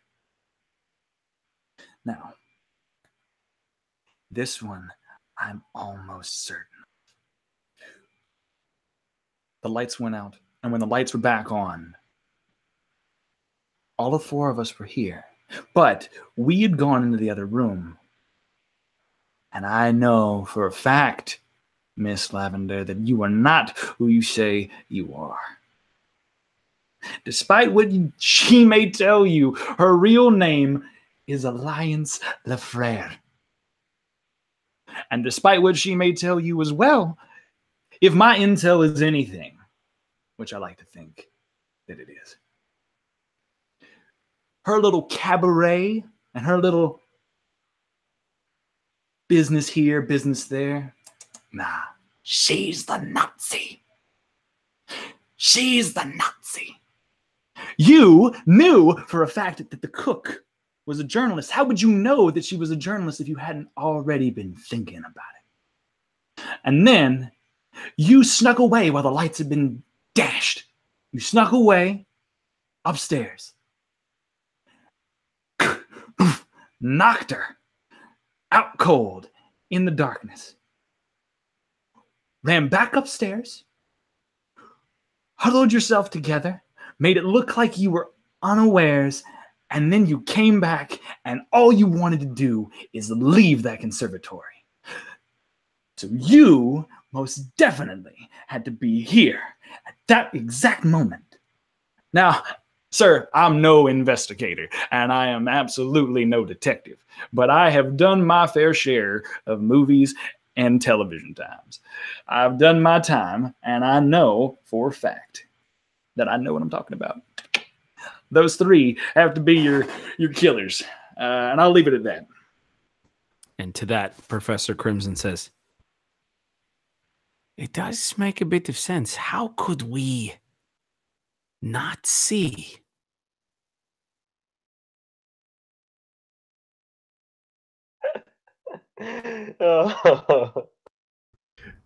That's also how it could have happened.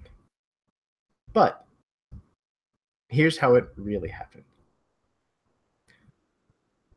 You arrived at the house one at a time and were shown into the library for drinks, waiting for dinner, where you found the trunk full of weapons. At some point between this visit in the library and throughout the course of dinner, when you were milling about, using the restroom, going for smoke breaks, etc., one of you managed to sneak away from the group. Chad, would you please tell us what happened in scene 2? Absolutely. In that scene, there was a moment where he had recognized one of the staff, and one of the staff had recognized him, obviously. He did not want his cover to be given away too soon. And so he deferred it, pushed it away. But upon hearing that a certain Aaron Wally was a part of the staff, he knew that he had to take an opportunity. He had been informed that this woman was Ingrid von Streidener, a German spy handler. She'd been gathering intel and working as a liaison between other spies in the area and the Nazi high command. He knew that he couldn't allow her to live. And so, when everyone was getting ready to leave, he was the first to leave the room. And as he did, again, his stunt training, his backstage work of lifting sandbags and tossing them over and readying ropes on theater sets, he had done so cleverly. He had caught her upstairs, wrapped the noose around her neck as quietly as he could possibly do, and pushed her off the edge, tying the edge of the rope to the banister, and then gingerly walking back downstairs to the party and continuing to eat the 4-course meal. At that point, they probably reached dessert, which is then when you heard the scream come from the neck of the woman, which he was the first to go investigate because, hey, how best to divert your attention than to be the first to go rescue and provide help. Indeed. And Alex, who was this woman to Monsieur Noir?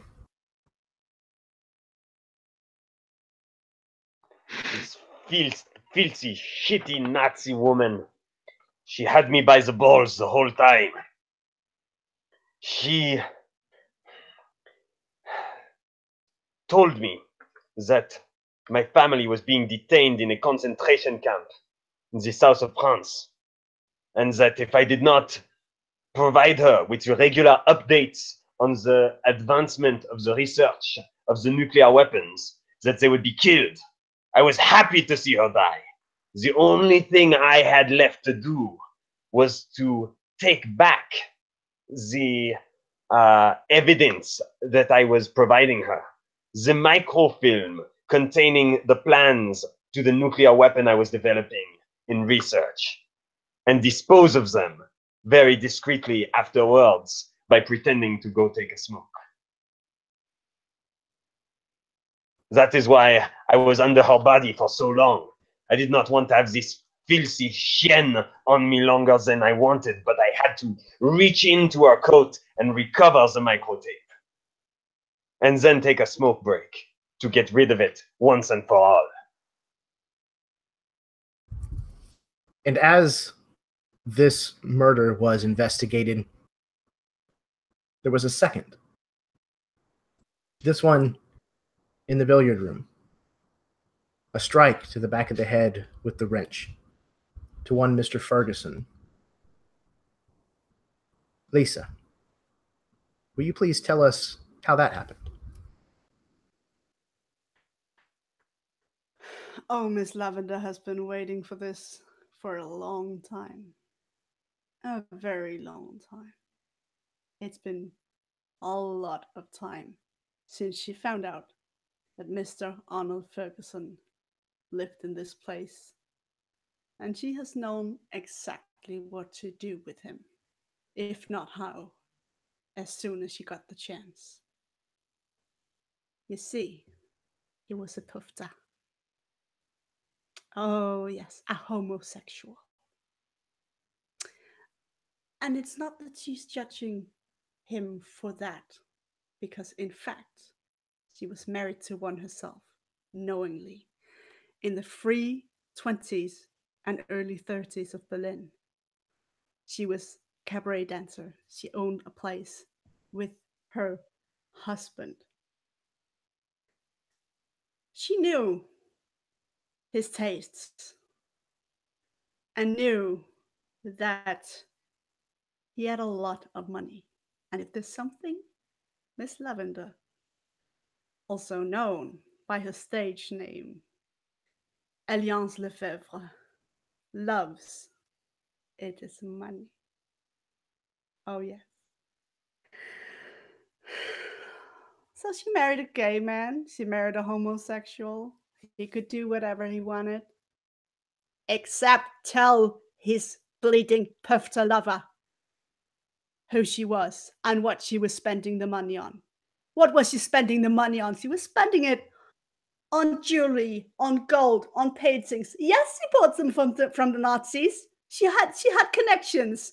Why wouldn't she? So many beautiful paintings, and she had all this money. And paintings are so much easier to get out of Germany than gold. She thought she'd made it free.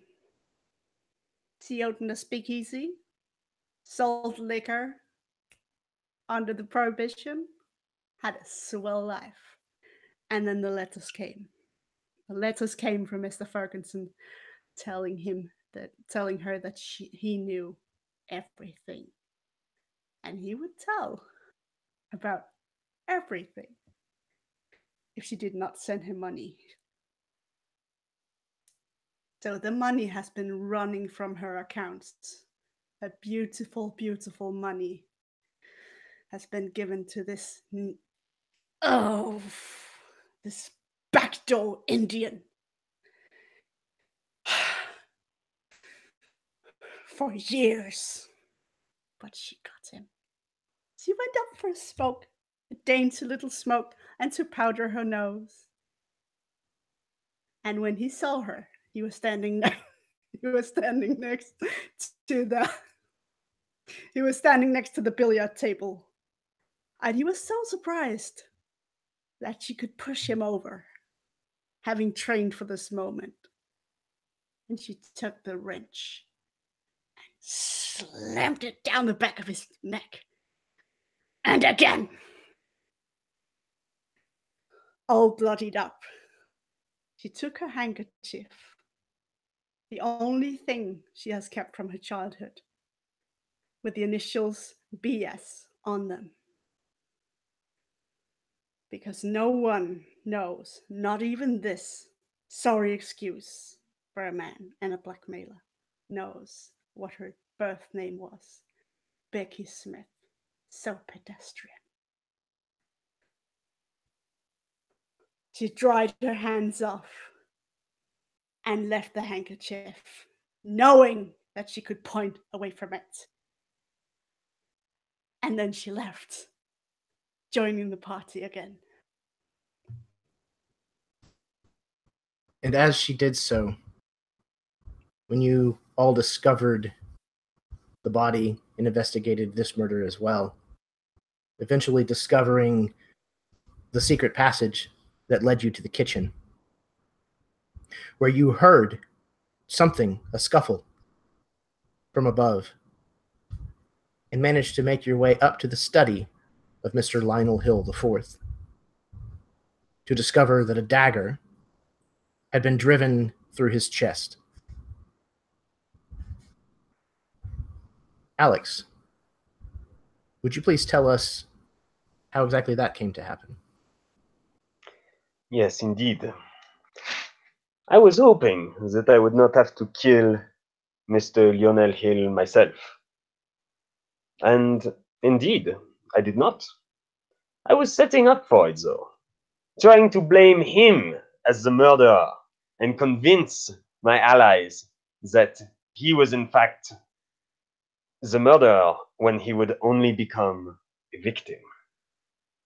I wanted to lead them to have him and I alone in a room so that I could murder him and accuse him of having attacked me instead.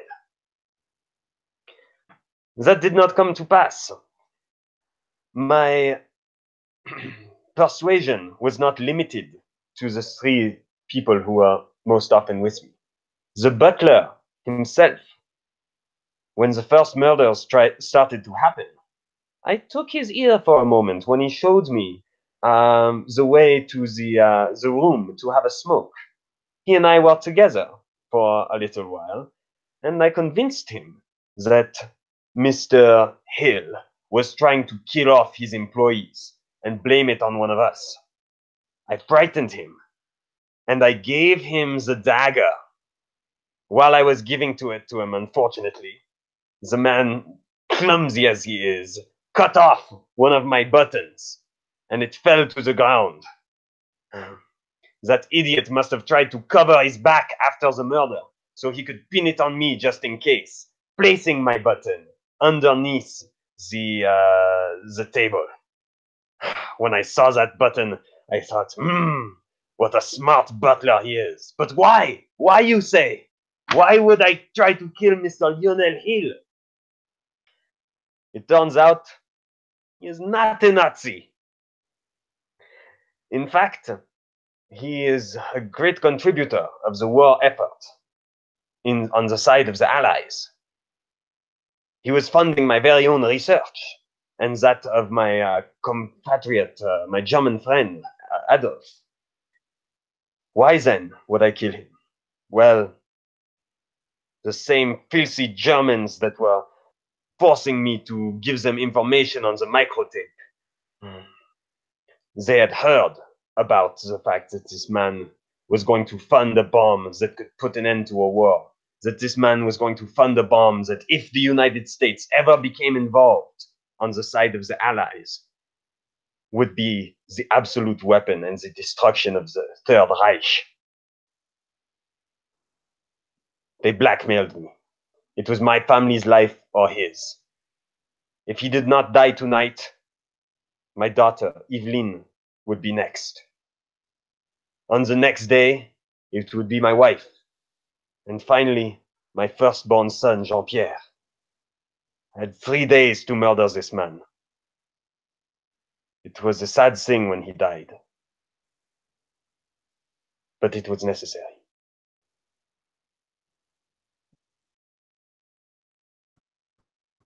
And when this murder, this third heinous crime for the evening, was discovered, and you investigated it, a lightning strike turned off the power, giving someone the chance to commit a fourth murder this evening. And as you rushed downstairs, after this body, the body of the cook, was discovered, you found your fourth victim for the evening. Tim, would you tell us how that went?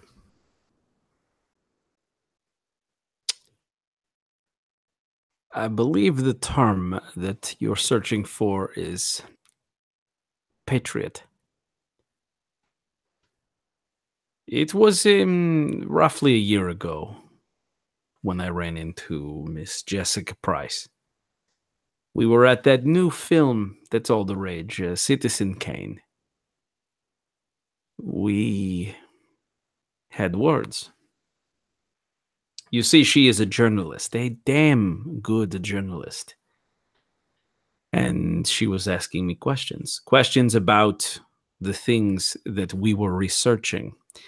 You see, we are in a race for the freedom of what we call America, but truly the world. And this woman, this Jessica Price, she knew things. She was able to ask me questions about our research. She knew about the high frequency waves that we were using to reflect objects back, the codename radar. She knew these things. She knew of the atoms that we were trying to split. She knew of my true name. She knew that I was Adolf Rosenroth. And for almost a full year, she blackmailed me, holding it over my head, saying that she would publish who I am. Do you understand the money and time that it cost me to keep my identity a secret while she played God? And as she lorded this over me, she was trying to get closer and closer to the big break, the story of the atom bomb. And so she worked her way here into Hill House. And apparently she's a damn fine cook. Because that's what she was playing at. She was pretending to be the cook to get close to Hill. And she even learned some of his favorite recipes. Monkey brains, which not so famous here in America, but it's very popular Cantonese cuisine. And it's understand that the FBI found the location of Jessica, and I thought I was being sent here by them. And so when I saw the opportunity, I took it, and I murdered her with the candlestick. And the reason why the wound was so gruesome, it's because it had the weight of justice on it, and I would do it again in an instant. And that is why I murdered that bitch.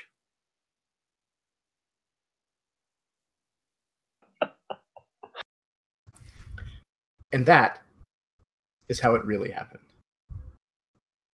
So, everyone, that's it. The end.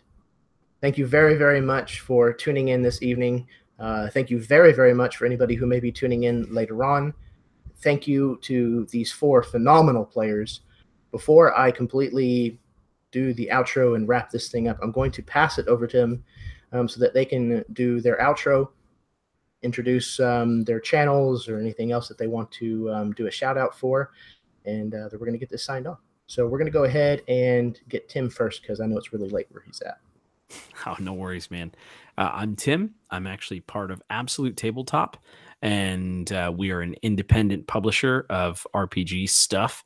We just came out with a book called The Mecha Hack, which is a standalone game for fighting with robots, and it's super, super rad.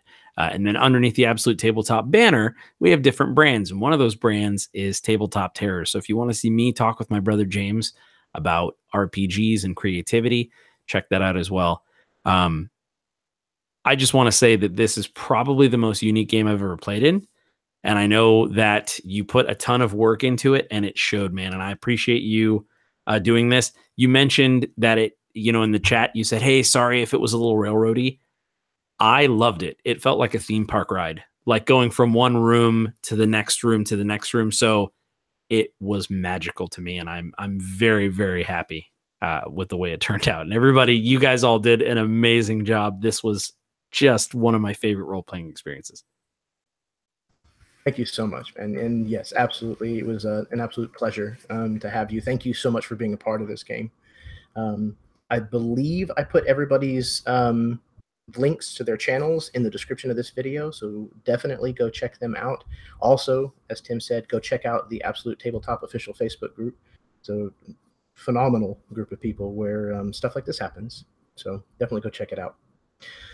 Okay, up next is Lisa, because it's very early where she's from.